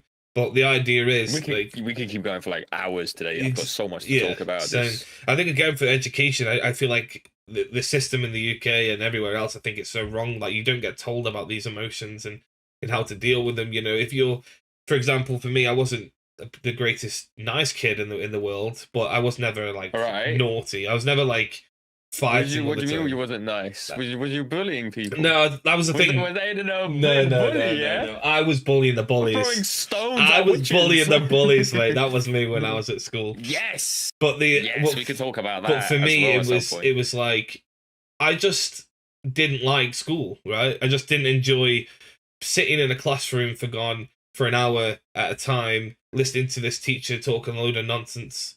And it's like for me, it was. Yeah. I didn't enjoy that atmosphere. It put me in a room with computers. It put me in a room with, that we aren't sitting there and just writing in a book, getting cramp in my hand. I'll be all right. But and then I used to do my best just to get sent out of class because I'm like, I can't be bothered to be here. So, world record of like 10 seconds, I think I got. One day walked in, and this is a story though. I walked in, the teacher's name was Mr. Allhack. It's just Allhack. Yeah, that was his name. And science teacher. I walked in, looked at the board. When I remember it, I think you were at the same time as me. There's a star on the board about learning objectives and stuff like that. And all that. So I walked up, I was like, sir, why have you got the Star of David on the board? I thought this was science. And he sent me straight out. He was like, this is science, not religion. I was like, what? You've got the Star of David on the board, mate, not me. That guy coming in with the fucking banter. Yeah. The teacher's like, no. Get out. I was like, what? No comedy. You're the one that's got the Star of David, mate. Science.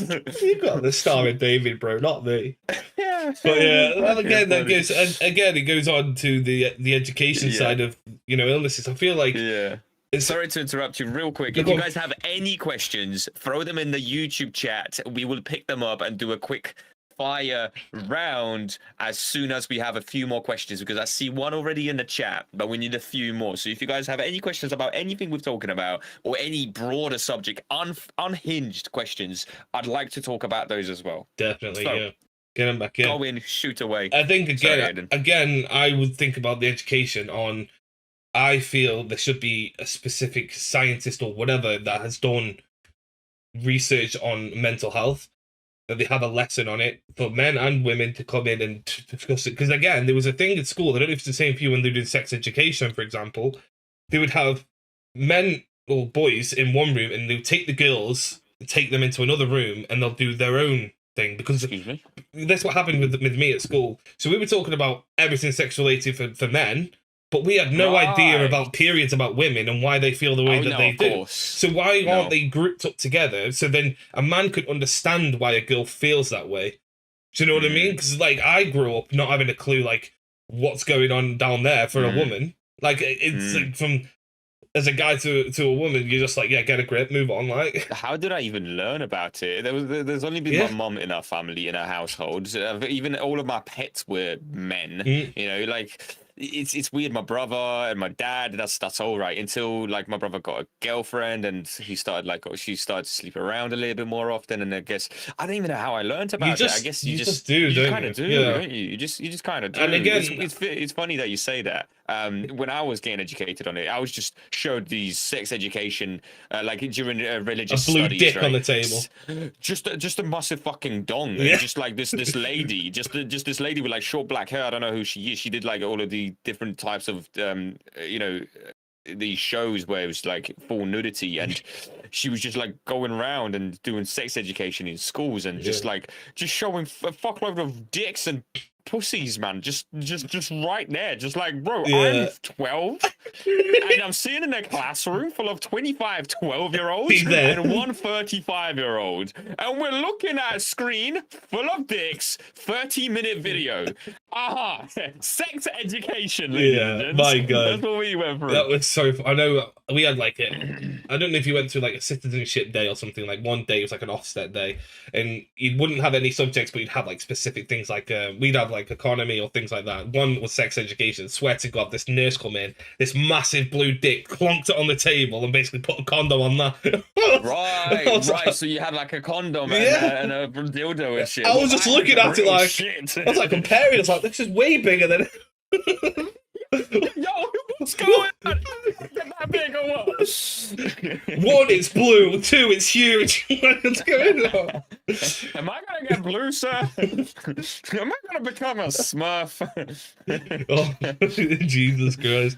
Well, again, I think I think emotionally, I think a lot of the men, especially, we don't deal with emotions very well. And again, I think it should be educated in schools, and basically allow people to be.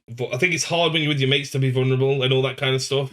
But obviously, taking them to one side, maybe having one-to-one talks to the students and the boys and the women. Again, one-to-one talks to them just to see if they understand how they're feeling. Because again, how much pressure is at school with your studies, with your exams, with your coursework, your essays. How much mentally is that on a student? And nobody even cares about. This is just in the UK. It's even worse in Korea. Like, it's so much worse in other countries. But do you know what? Do you know what?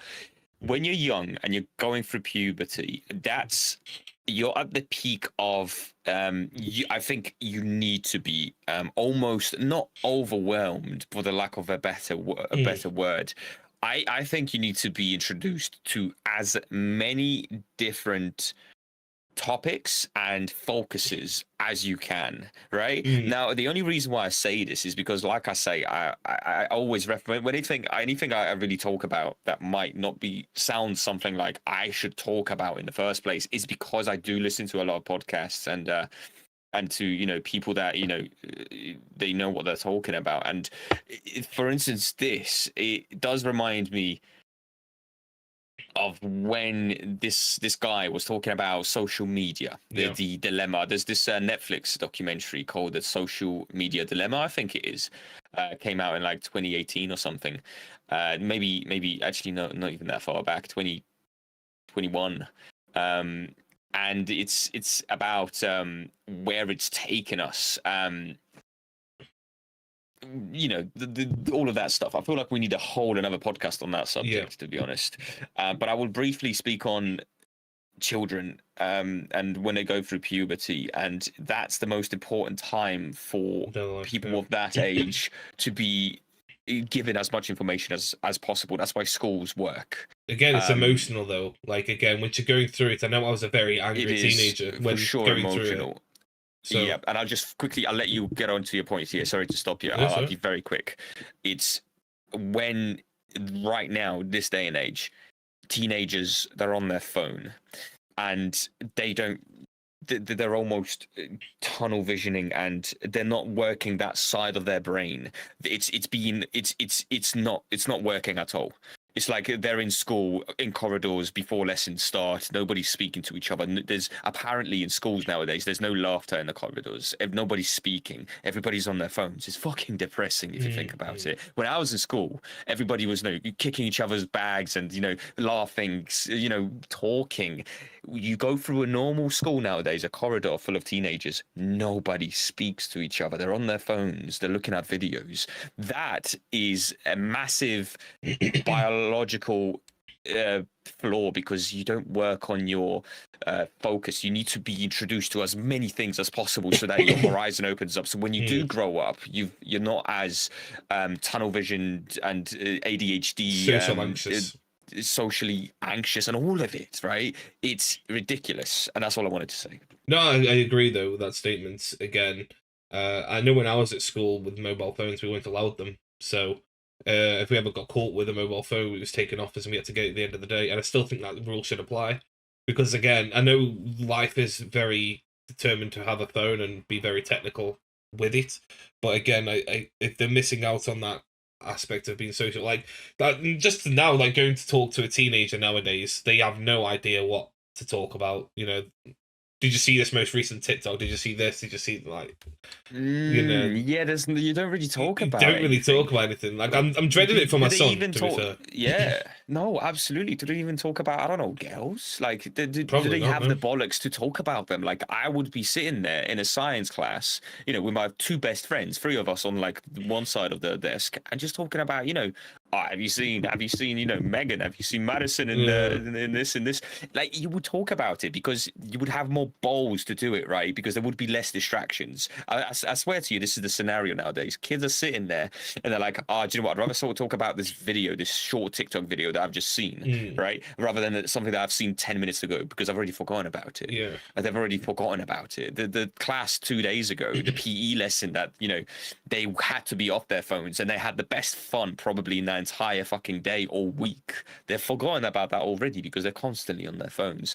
We have 3 questions in there. We have 3 questions in the chat right now. All of them are from Katrine. I want to encourage Veggie. I want to encourage She Lucky. I want to encourage Timsy. I want to encourage anybody that's watching right now. Please throw any question, whether that's relating to a topic that we're talking about right now, or whether that's something even fucking crazier. Let go. Really think about it. Throw a question either in my chat, but I would encourage it to be in the YouTube chat, and we would run the 30-second timer for the quick fire round questions, and then we'll go deep into those as soon as. Well, ideally, I'd say the YouTube. Only reason why is because I don't have Dumb Stream open because I need to connect to this stream. And also I have to do all the stuff on this side, so I can't see so YouTube ideally. I can't see the questions on Dom's screen. If you do have any questions, though, Dom, for sure, get them to comment here if you can.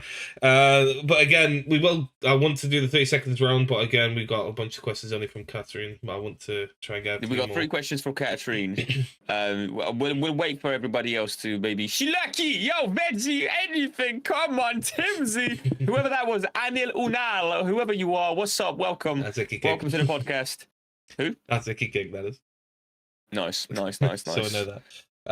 So again, let's go into Big Pharma then. So what else have you got on to that? Because the only thing I've seen, because I did a little bit of research, because I know you've got a big topic and you want to talk about this on the Big Pharma. So there's kind of already got into it. That. There's only one thing I'd say there's two companies that are the same.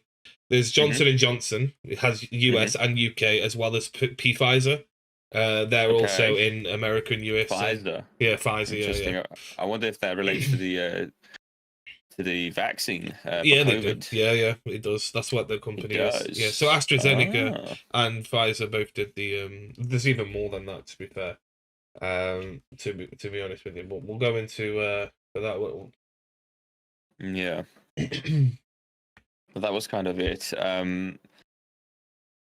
I mean, we can go into the questions from Katrine that we do have already. Yeah, sorry, I'm just reading over here, and I think I've addressed pretty much all of that. It does lead into pharma, which I kind of spoken about already, but let's go on to the actual questions from Katrine, because I feel like if we don't now, we're going to go into a separate topic, and that's not for make sure. Any sense. Well, we're going to start the time. Let's do the quick fire round.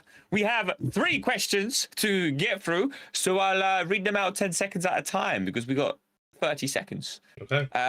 From Katrine, first question is, what about American education? So that's 1. 2, what do you think about the 4-day work week? That's a cool one. My brother works 4-day. We got a 3rd one. It's school uniform with better than school without uniform in school. And then talk about whatever. Me and Veggie were talking about mountains. There you go. Well, American education, we can go into that. I would feel we're both not from America, so it's going to be very. It might sound a little bit like, what's the word that we're looking for? What we've seen on telly, what we've seen on news, Basically, what we've it's seen going to from be heard or from other people. stereotypical, shall we say? Very stereotypical, but it's kind of cool because if you see somebody from, I don't know, America watching this for whatever reason, and maybe they've never heard an opinion like that before, so it's going to be very unplugged. American education for me, I think, has been failing a bit like the UK's. I feel like it's not the best in terms of a lot of things. One thing is obviously the emotional side of things. Again, same with UK. I feel like they don't tackle the injustices of the way that you feel. And again, with America as well. I mean, you can look at any program, any celebrity really. They don't educate them from outside of the UK. They think Europe is one country. Like most people just think that Europe is just a country, and it's not. It's a continent. And to be fair, a lot of people think Africa. When someone mentions Africa to you, you think of the continent. You don't think about the fact that it's got like 50 to 60 countries inside of Africa. You know, and when you specify something like that, again, I think American education has been personally. But what do you think that is? You know, I reckon America in general, they think they're superior to the world. You know, with the right reasons. Realistically, they've got everything in there. They've got flat biomes. They've got beautiful, mountain range. They've got great snowy cliffs. They've got amazing lakes. They've got hot beaches. They've got icy lakes. They have everything that you will ever need geographically placed within that one place that they're from, right? And it's a huge fucking place. 1, 2, they have different types of cultures, nations, beliefs. History is not going as far as Europe for sure, but do they really need to go as far as that? Because they have a fuckload to deal with in their own sort of world. So I am not taking the side of, the stereotypical American that I have in my head that is lacking on the information of the rest of the world and, never knowing about Europe or anything like that. But once again, to bring it to their side a little bit, which is something that I heard recently as well, is because they've got everything they would ever need and they look at themselves as superior because of it. Not superior as in look at me, I'm better than you, but why should I care about you? Right? That sort of perspective. Why should I educate myself about you when my world is so big compared to yours?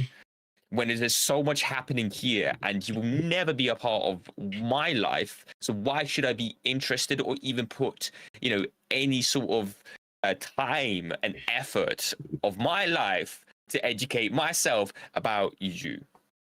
I mean, I agree with that. That's, I think, why, for the most part, a lot of them just go by their days, and there's so much going on over there. All these political, presidency coming up soon. Donald Trump's running again, and things like that. Which at some point I want to sort of talk about. I don't know much about it, but I do find social media of the current day and age and presidency and politics fascinating because it's so online. You can see everything. It's like they're almost content creators in a way. It's literally like you're watching a president, Donald Trump, like he's a fucking content creator or a stand-up comedian even. Like, it's crazy what social media is making out of this world we live in nowadays. It literally, it's like we revolve not around the fucking sun. We revolve around the social media with everything. And it's got great perspectives and it's got bad perspectives. But once again, this is a whole another podcast, man. Technology and social media and AI and all of that. I want to tackle that at some point again. But we are, for the most part, and I want to tackle sort of the question to answer, what do I think about American education? I have not obviously been educated about it. And I think it's very closed off for what it is, for the reason that I've said. And maybe there's bigger avenues to introduce more, shoving as much information into those kids like it is in Poland, right? In Poland, it's very strict, and but at the same time, they're already failing classes. They're already, some of them are illiterate. They're not passing 4th grade without knowing how to fucking read properly and things like that. It's crazy. Why is that? I don't know. I'm not from America, so that's something that is definitely a good question, but a question that is hard to answer with what I know about it. I think that's different from the UK, though, to be honest, because we don't, not really have I ever noticed that we would stick back in class. You know, we wouldn't see someone in year 10 be in a year 7 class, you know? Yeah, it wouldn't make sense in the UK. It wouldn't make sense, no.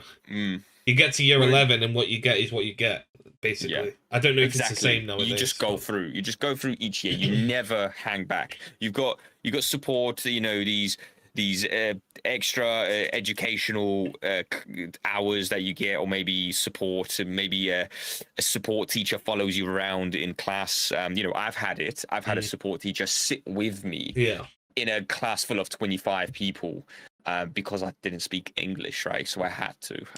Literally couldn't know what the fuck I was looking at the time when I came over to the UK. I didn't speak nothing when I started school. That's a good question to go into, though, itself, about yourself, about education that you took. Because obviously, I'm English, UK, and I grew up knowing the language.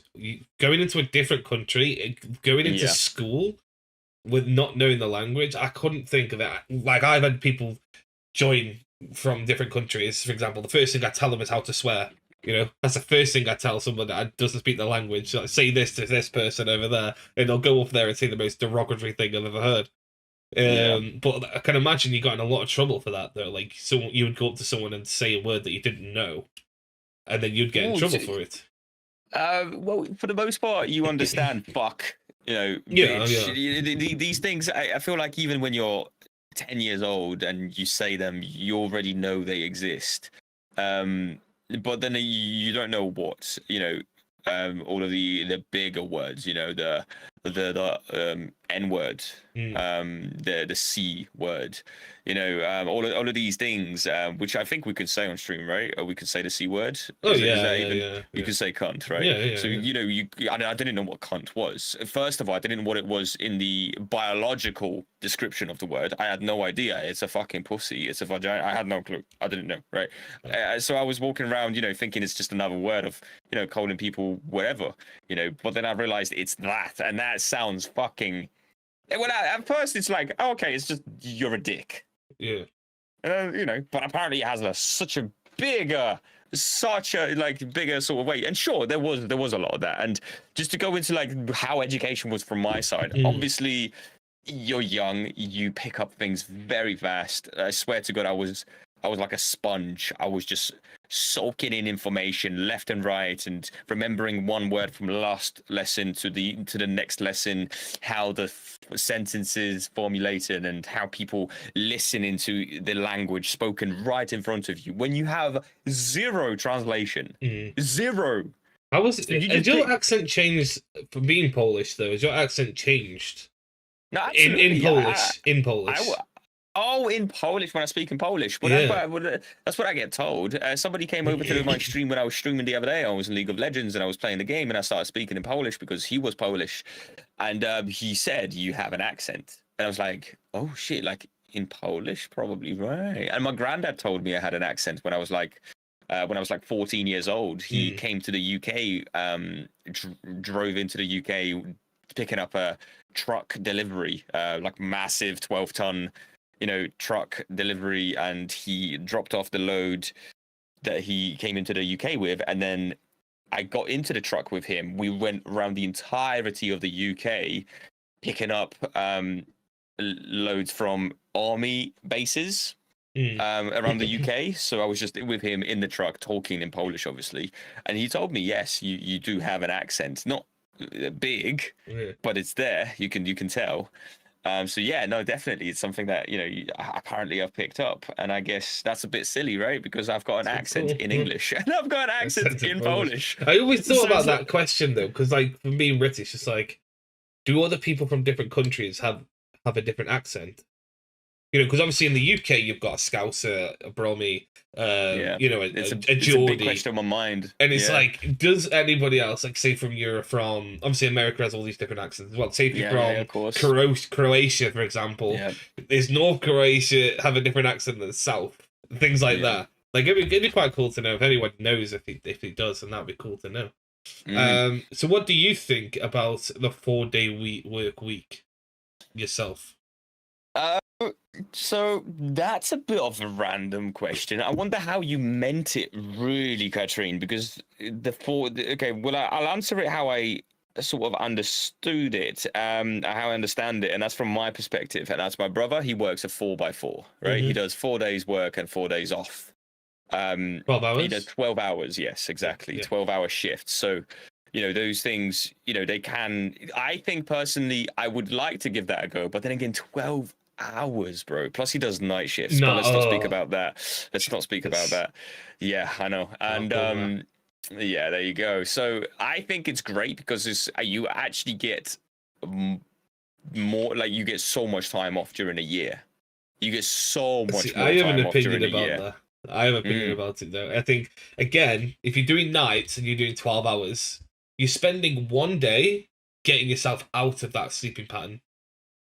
Because you're going to sleep, you're working. So I don't know if he does nights. So does he do like 6 till 6 or? He's 6 yes. 6 till 6. So you're 6 till 6 at night till 6 in the morning.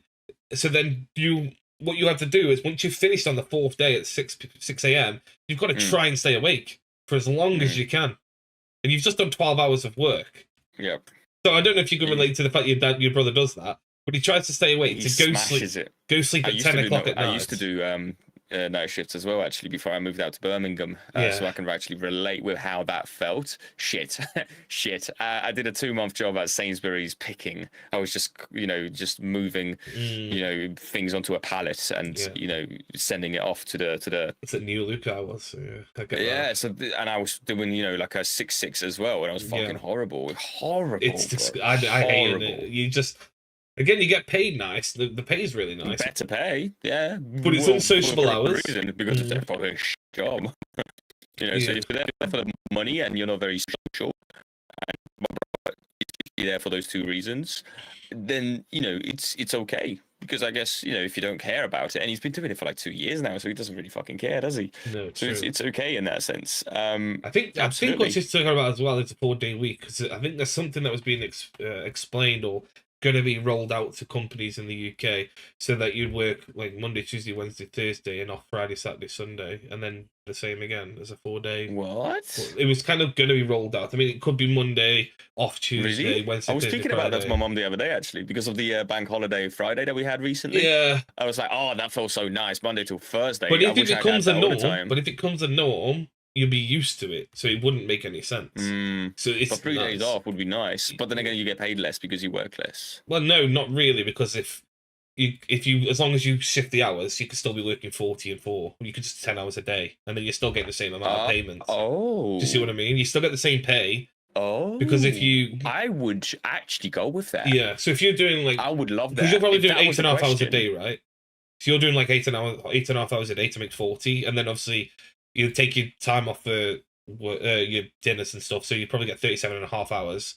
Usually that's the case for a lot of companies. You might be doing 40, might not be. But what could happen is you literally just have 10 hours in 4 days, and then ideally for me, it'd be like, if I wanted to work, I'd be happy just to go work, do the 10 hours that day I wanted to, and if I can't be asked to go work tomorrow, I don't want to go into that, but I'll make sure I get my 40 hours in, but you can do them any day in the 7. That would just work perfectly for me as a person. That'd be. Did you just say yes? Sorry, I'm so much in my thoughts right now. I didn't even know that was a thing. Did you just say yes to the 4x3?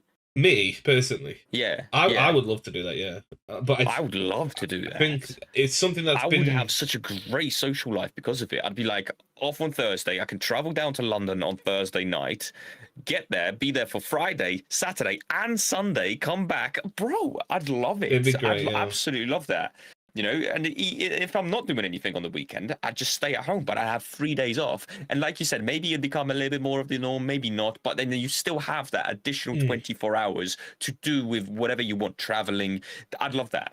Yeah, it'd be great. Yeah. I mean, there's something I'd actually look for a next job that does that. remember I was doing a thing at my job before. It was called 12. You had a week in and a week off. So you do 7 days of working. I think it was 80-hour week basically. So you'd do 12 hours every day. I was doing 12 till 12 basically every day for a week. So I was out of commission for the week. I was doing that, and then the next week you're off for the whole week, which I thought was nice for me.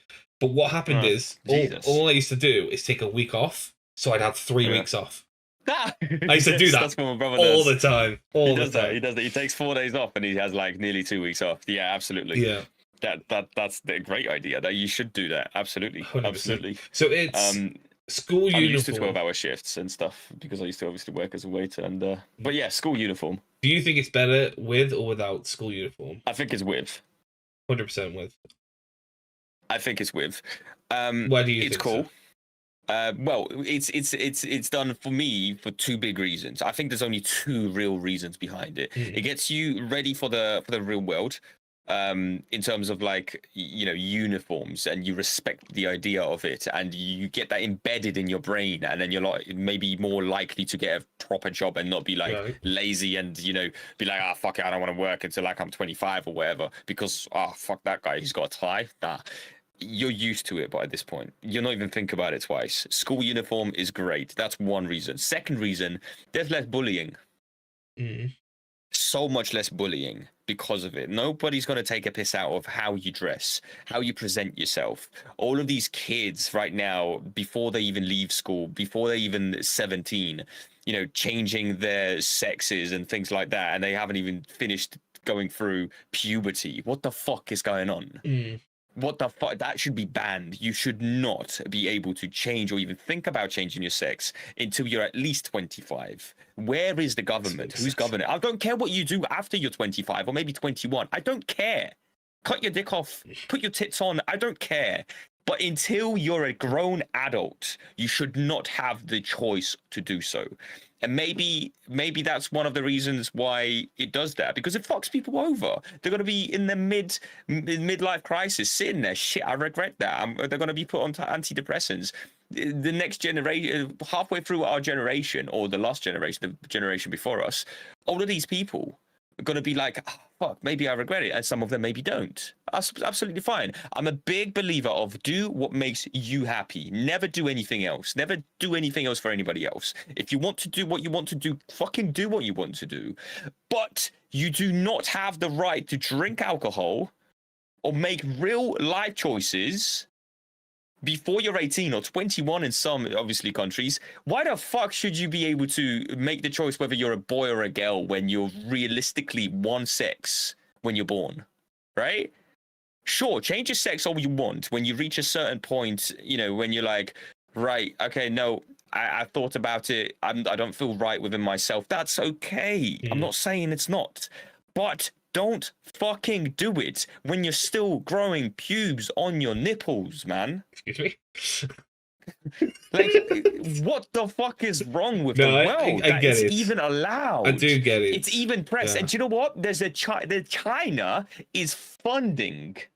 China is funding transgender centers around the fucking world, especially in the USA, to push that agenda forward, to push the the social dilemma, and it just make people disconnect even more. There's so much shit going around this, and sure, do it, but only when you should, only when your body's ready for it. I agree. So many people are taking hormones and all of these gene altering things right now, where realistically, this is all temperamental. This is all very new to what it's very new.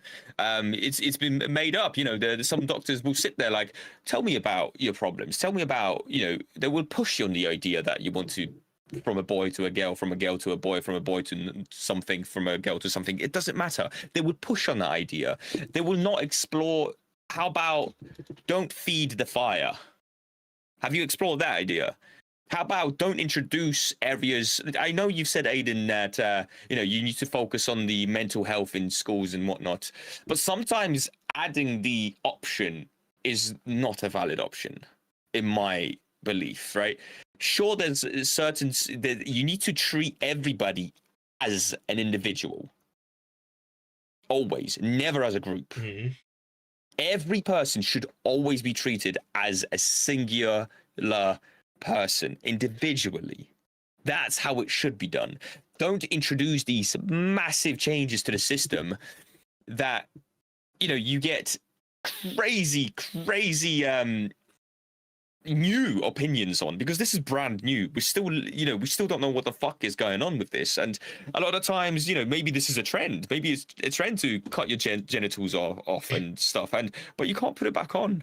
I'm sorry, you know, these things, they're life altering, and they could be life ending for some people as well, because it's done prematurely.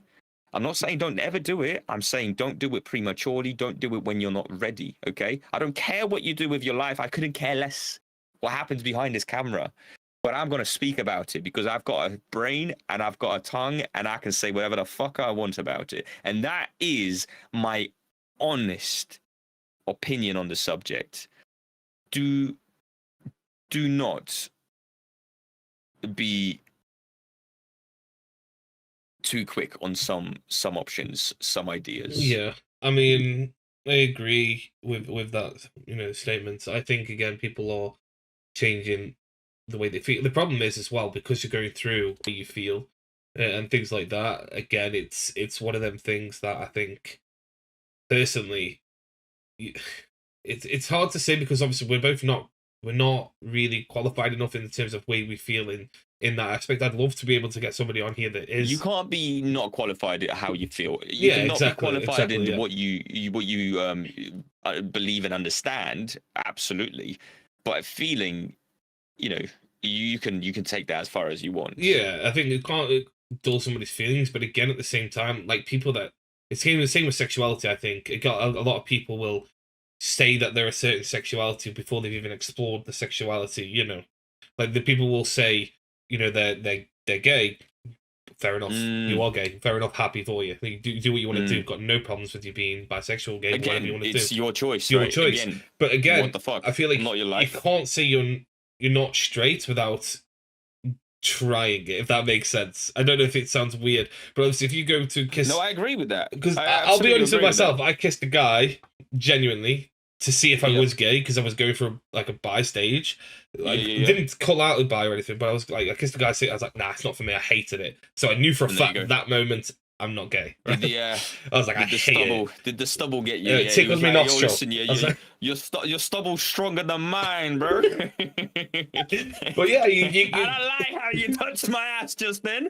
Your hands felt a bit too firm on that cheek. I like a soft palm. What was that?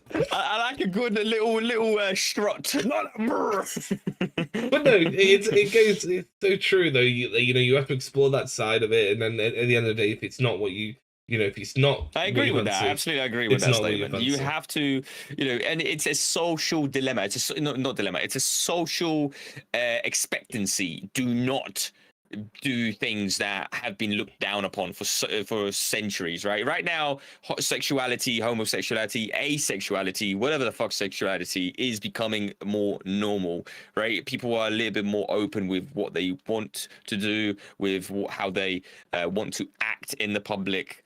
Fair enough. Absolutely. But if I see my child wearing pink shirts when he's 6 years old and he's a boy, you best believe I'm going to slap the rainbow out of his fucking head. I mean, that's a bit excessive. I don't care. I mean, my own son will wear a pink top. Wants to be gay? Sure. If you want to be gay, listen, you can be gay as fuck. Listen, if you're my child in the future and you're watching this, be gay, be happy. I don't care. But you're not going to be dressing up as this thing that you're not, because you're still growing up. It's too young. I don't care what people do, bro. Don't do it when you're too young. Yeah. It's all about maturity. The brain changes drastically when you grow up. You can't force shit on people. Mm-hmm. Again, I agree with that. But again, forcing it onto somebody is one thing. Again, it's wrong. I guess you could turn that around on me. You could say that, well, you are forcing it on that person because he wants to be like that.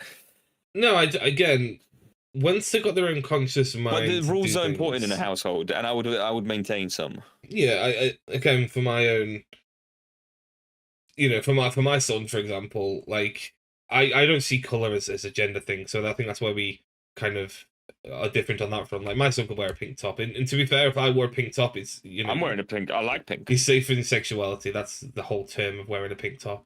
But the idea is obviously if he wants to go out and do that kind of thing, he's obviously free to do that. And I think again, once he's got his own conscious mind to do that and he can make his own decisions, then sure. And in the same thing, like if my son was straight, gay, whatever, if he come in with a girlfriend, I don't want him getting off with this girl. Out of respect. I wouldn't want that.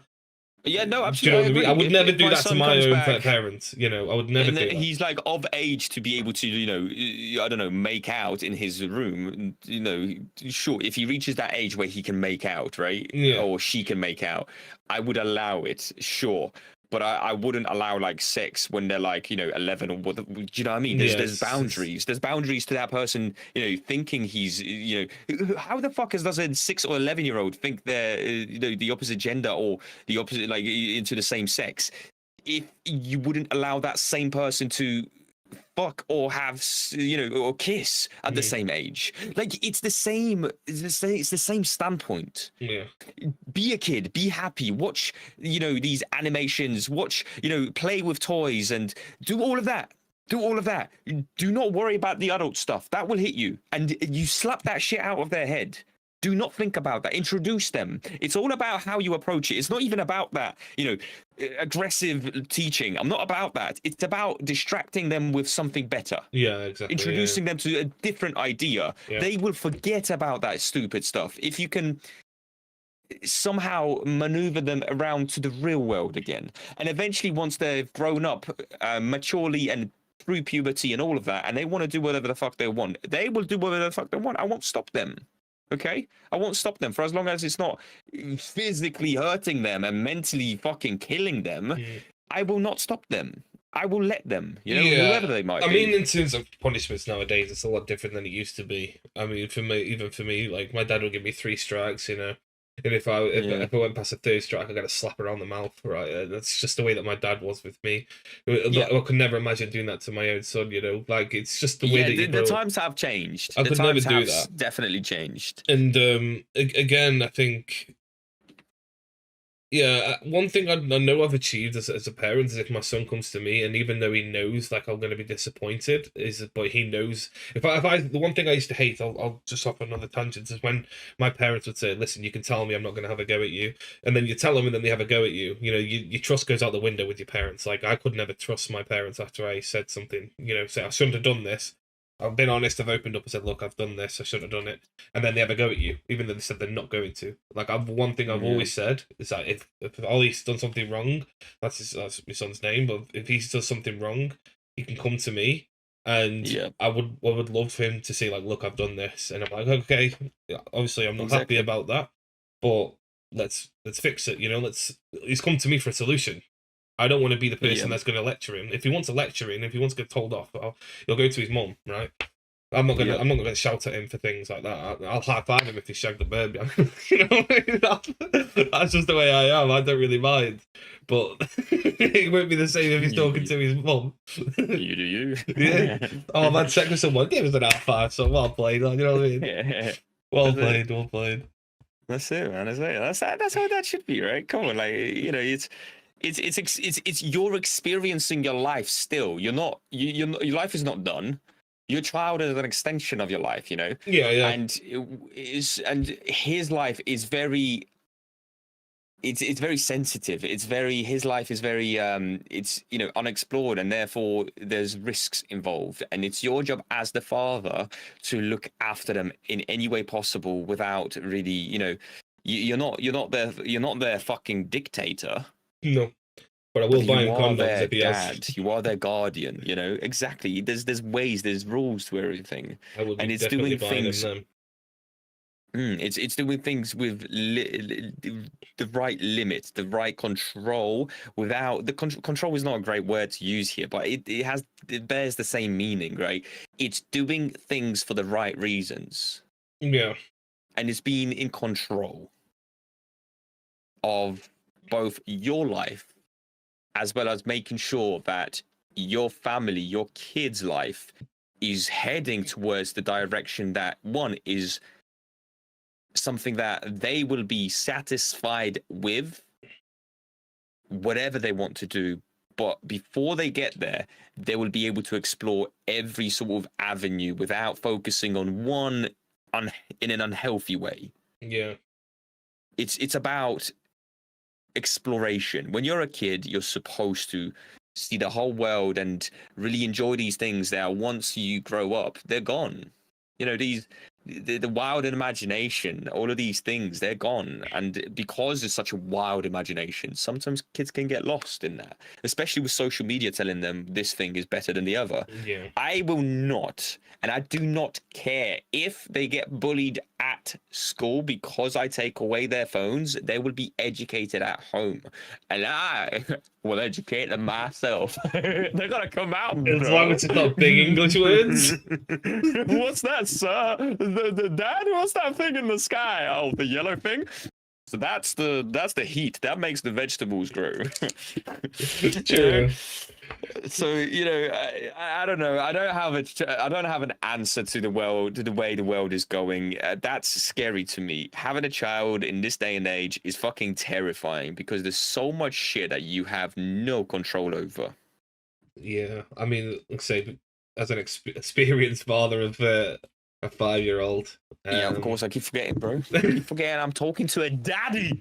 You are talking to me. I mean, the good thing is about Daddy Hayden is I feel like the relationship that I have with him is very good in points of like it's very difficult because like my dad was very vacant as a father, right? So my dad would be in and out. He would be focusing on women more than focusing on his kids and things like that. I think that's another thing for me what I have to deal with over the next few years is find a person that I can be with and all that kind of stuff. Because again, because I've got that blockage in my brain from my dad. Every time that he was single or on his own, he was the best dad in the world. Right, I'd see him on a Wednesday, take us to McDonald's on a Thursday. We'd go play football on a Friday. We'd go do all this kind of thing, father-son relationships. Like, I wasn't the only son he's got. He's got another son and another daughter. But we'd always be a family when he's on his own. But then he'd get in a relationship, and that's when the dimension would change. He got married to a woman who despised me, like hated me, genuinely just could not stand me. And the reason why she didn't like me is because I wasn't a yes man. I never have been. I wouldn't sit there and say like, yeah, fair, yes. But that's just social skills on her part. And if I didn't like something, I'd be like, I don't like that. Like, I'd just be straight up to the point, and many times absolutely, that's being closed-minded, bro. She would make a disgusting food, right? I'd just be straight there, like, this is disgusting. Like, I'm not eating this crap. Like, no. Yeah. And then she would, like, I was like 15, 16 years of age, so I've already got a mouth on me anyway. Like, she would say something, and I was just like, that, and I'm not talking to people that are inefficient in my life. Like, I'm not talking to this woman. And he just, for him, I would understand it'd be difficult for him because obviously he wants to spend time with us, but then he would only he'd have us every other weekend. So he'd have us like every weekend, so every Friday, Saturday, then we'd go back on the Sunday. So then it'd be going every 2 weeks, so it'd be every Friday, Saturday, every 2 weeks, and then it'd be every month, and then it'd just get further and further and further away. And again, that's a thing in my brain. It's like, well, what if I get a partner?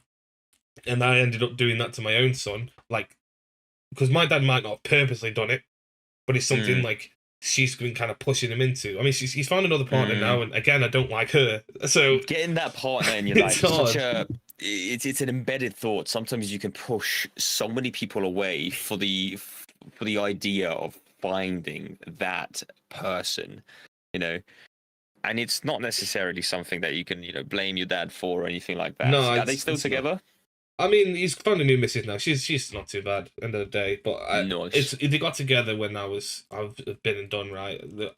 I'm like, when they got together, I was like 22, and I couldn't give a rat's arse anymore about who he sees or what he does. Of course, at that point, you're a grown man. You're happy for your dad that he's found another partner. That's just not forced. But again, exactly. You're not looking for a mummy. It's the worst thing about it is it's like, for my own son, it's just like, it's such another category of finding somebody new. So it's like I've got a son, and a lot of the time, like, these women are like, "Yeah, Sam, that's not too problem," and then you're just like, then they do something like so immature, and you're like, can't have you around my child. Like, you're just a child. I can't deal with this. I don't want to deal with my own son as well as you. Yeah. And I think women are very, like, I just think they're very dependable and they want a lot of things done for them. And I'm just like, nah, I've got my own son. I don't need you to look after me or my son. See, I think a certain type of people, now culture plays a massive part into all of this, right? Because if you think about it, some women like a whipped man, you know, somebody that's you know, they tell them what to do. They like to be the alpha of the relationship, and some women like the opposite. Some women like the you know, they like to be that lady, you know, that girl, like almost in a romantic old school take care of me, you know, hold my hand when I'm getting out of my car and things like that. And it depends, you know, and I find both very attractive. Well, I speak it, this is my ideal woman, right? I like a curious girl. I like a woman that is not afraid to ask a question.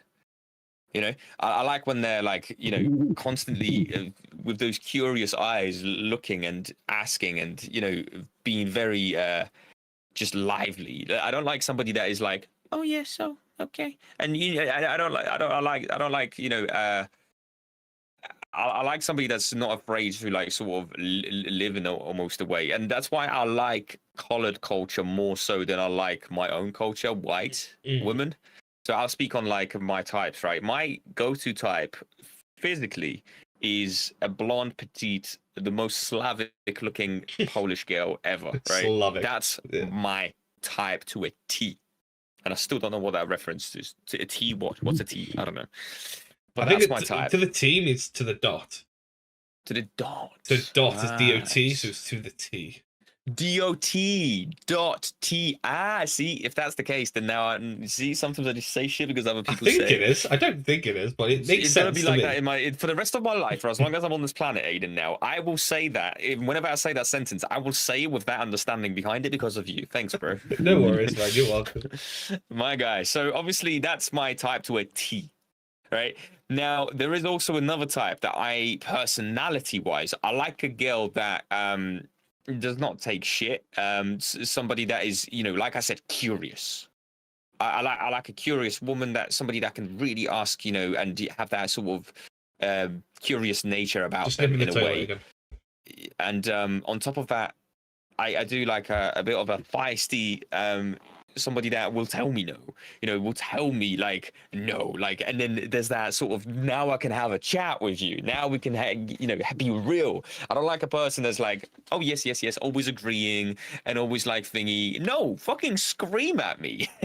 You know, be a little bit like, there's that passion behind it, you know. And this brings me to my second type. I'm really attracted to black African girls, right? But not so much physically attracted to pure black females, right? Black women, as much as I am to mixed race. Now, I don't know if that's even a racial term that you can, to be honest, use. Last time I used that term, people were like, mixed race? How dare you? Don't say that. Use the real fucking, shut up, bruv. Mixed race, what I think when I say mixed race is lighter skinned black, you know, maybe that's physically my eyes are attracted to potentially a black woman that's been through maybe 1 or 2 generations of white men or white women on you know, the spectrum.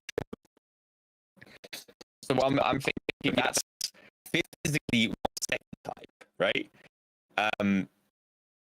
My eyes are attracted to that, but I am extremely attracted to black personalities, extremely attracted to Caucasian, you know, African, Spanish, what's that called? That's Hispanic, or is that Caucasian as well? Hispanic? Hispanic? No, it's Hispanic. What's Caucasian? Caucasian's white. Oh fuck no! But Caucasian personality is almost dull to me. It's like eating unseasoned chicken.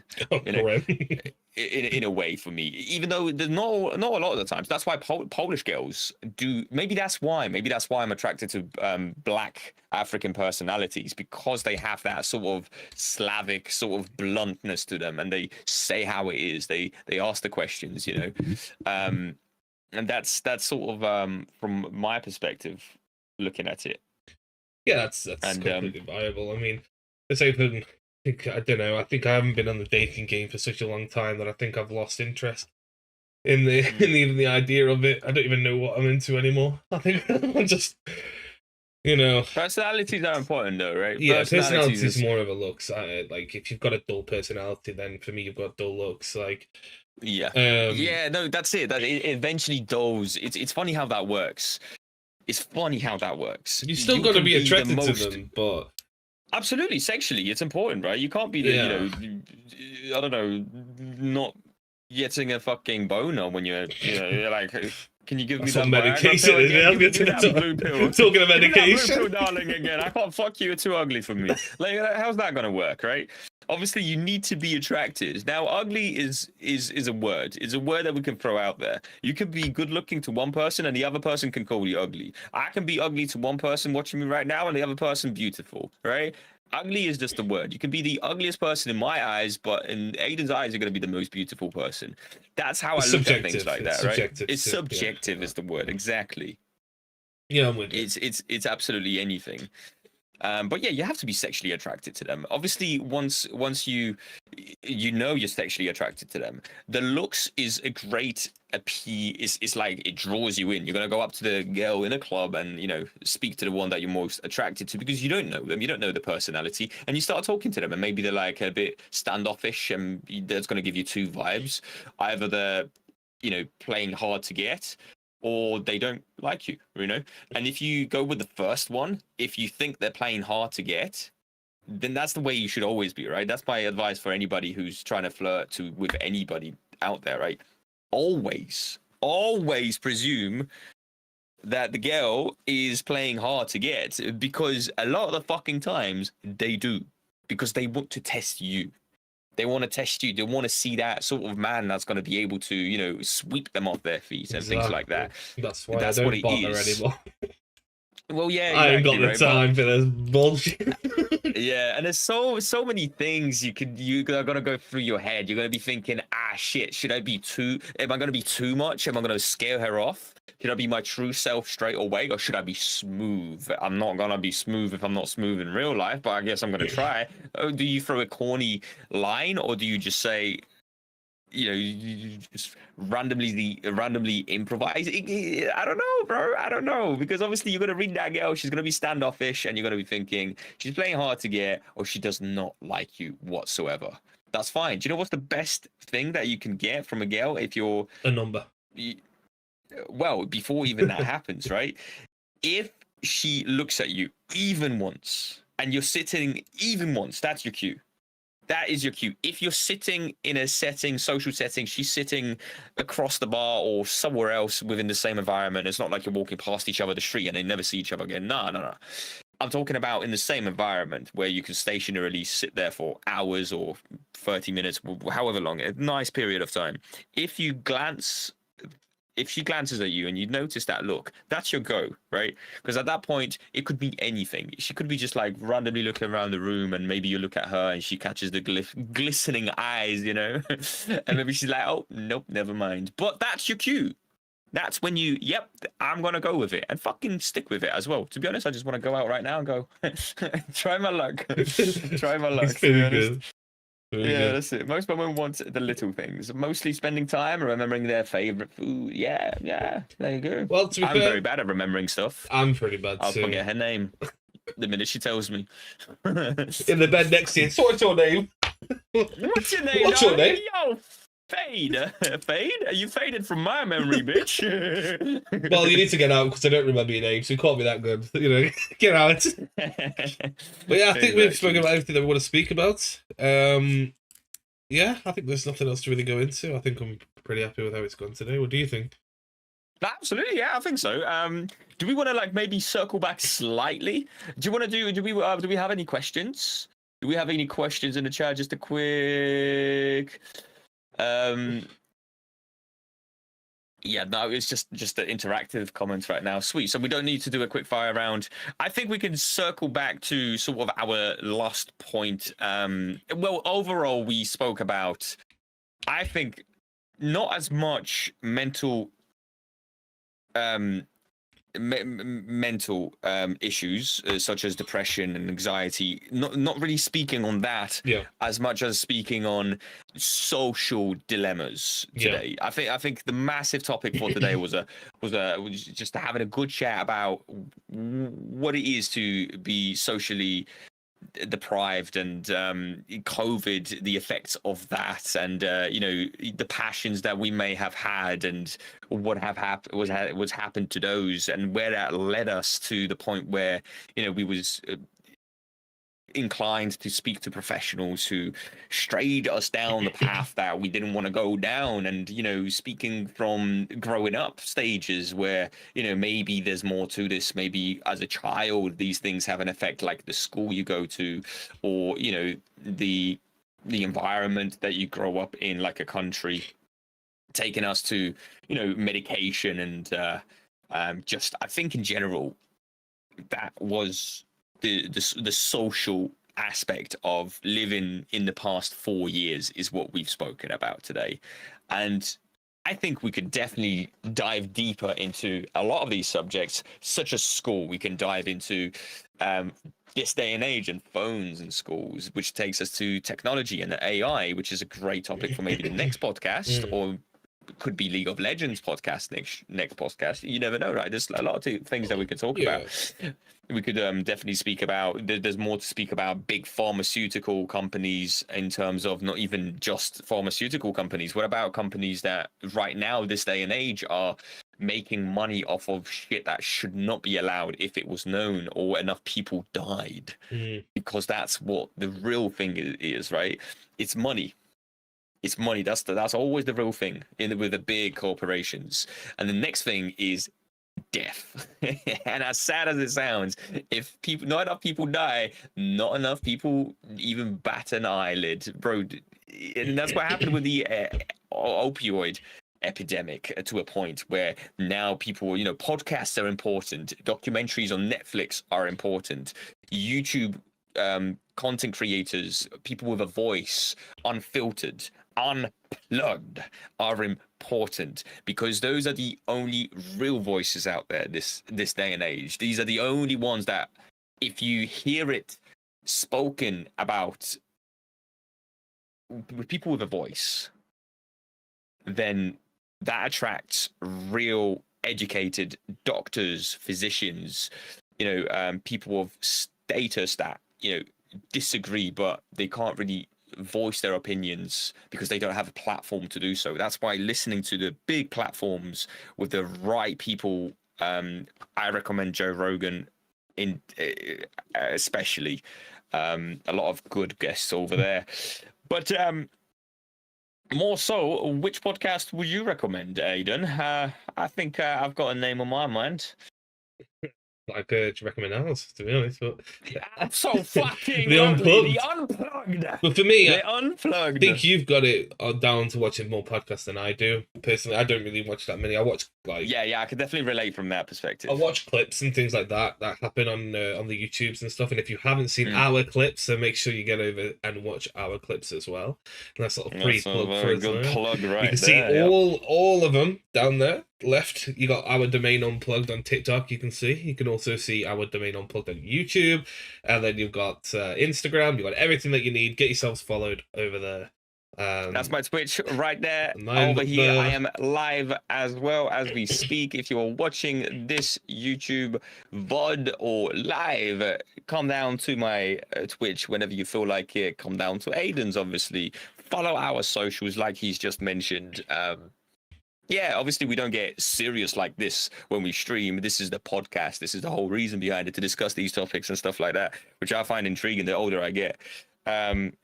But yeah, man, I think I think that was great. To be honest, I think everybody had a good time. I hope you did at least. Yeah, for sure. And I'm going to be working away on the shorts for us. That's going to be another couple hours. Another 15 hours. Another couple hours to sort out all this. But no, I do appreciate Yeah. everyone coming down and coming watch us. I think we can wrap it up here. You know, we've been streaming for 2 hours and 40 minutes. I think that's a nice little natter for us. To talk about a few things, make a few notes about what we're going to talk about next time, and obviously we'll talk off the stream. What do you think? Do you want to go and dive in a bit deeper into other stuff, or do you think it's okay to wrap it up for now? I think it's absolutely great to wrap it up. We've got a great couple of ideas for the next time we're going to stream, potentially. Well, definitely next Tuesday. So make sure you tune in every Tuesday, 7 p.m. UK time. We are live here on this channel where you're watching the VOD, or if you're not watching the VOD on this channel, then, you know, come over to YouTube, Unplugged domain and Surge is the YouTube channel. Please drop down a subscribe, drop down a like, anything that you can to support us. It would mean a huge amount. A comment as well once the VOD is out, because that boosts the algorithm, which is, you know, we care about that because we want to have more people join us so that we can expand our, you know, community and the topics that we may talk about. Yeah, we also want to know what you think as well. Anything. Yeah, we want to know what you think. We obviously want to do the quick fire rounds. Obviously, there's only 1 or 2 people coming in the chat. It's harder to do the quick fire rounds. Yeah, exactly. But we have that for the reason in case we get more questions, which is great. The thing is, if you come in with loads of questions, obviously we're both from the UK, and you got a question that you want to ask. If you're from outside the UK, they're always good to come in and ask us a question. But yeah, anyone that has come in and asked questions, we do appreciate that, and we want to try and get more and more of them done as well. But yeah, I think we can call it there. Let's wrap it up here. So thank you all for joining us on Unplugged, and you can do the goodbyes because you're very good at them, Dom. Absolutely. Well, just to keep it short, man, thank you so much for watching. Thank you wherever you're watching us from, because there's quite a few different options, man. Make sure you tune in on the next Unplugged. And with that said, we're going to stay unplugged until we are back the next time around. Thank you, guys. Aiden, much love. My G, take care, guys. And yo, good night. This domain is now flying and surging out, baby. See you later, guys. Bye-bye.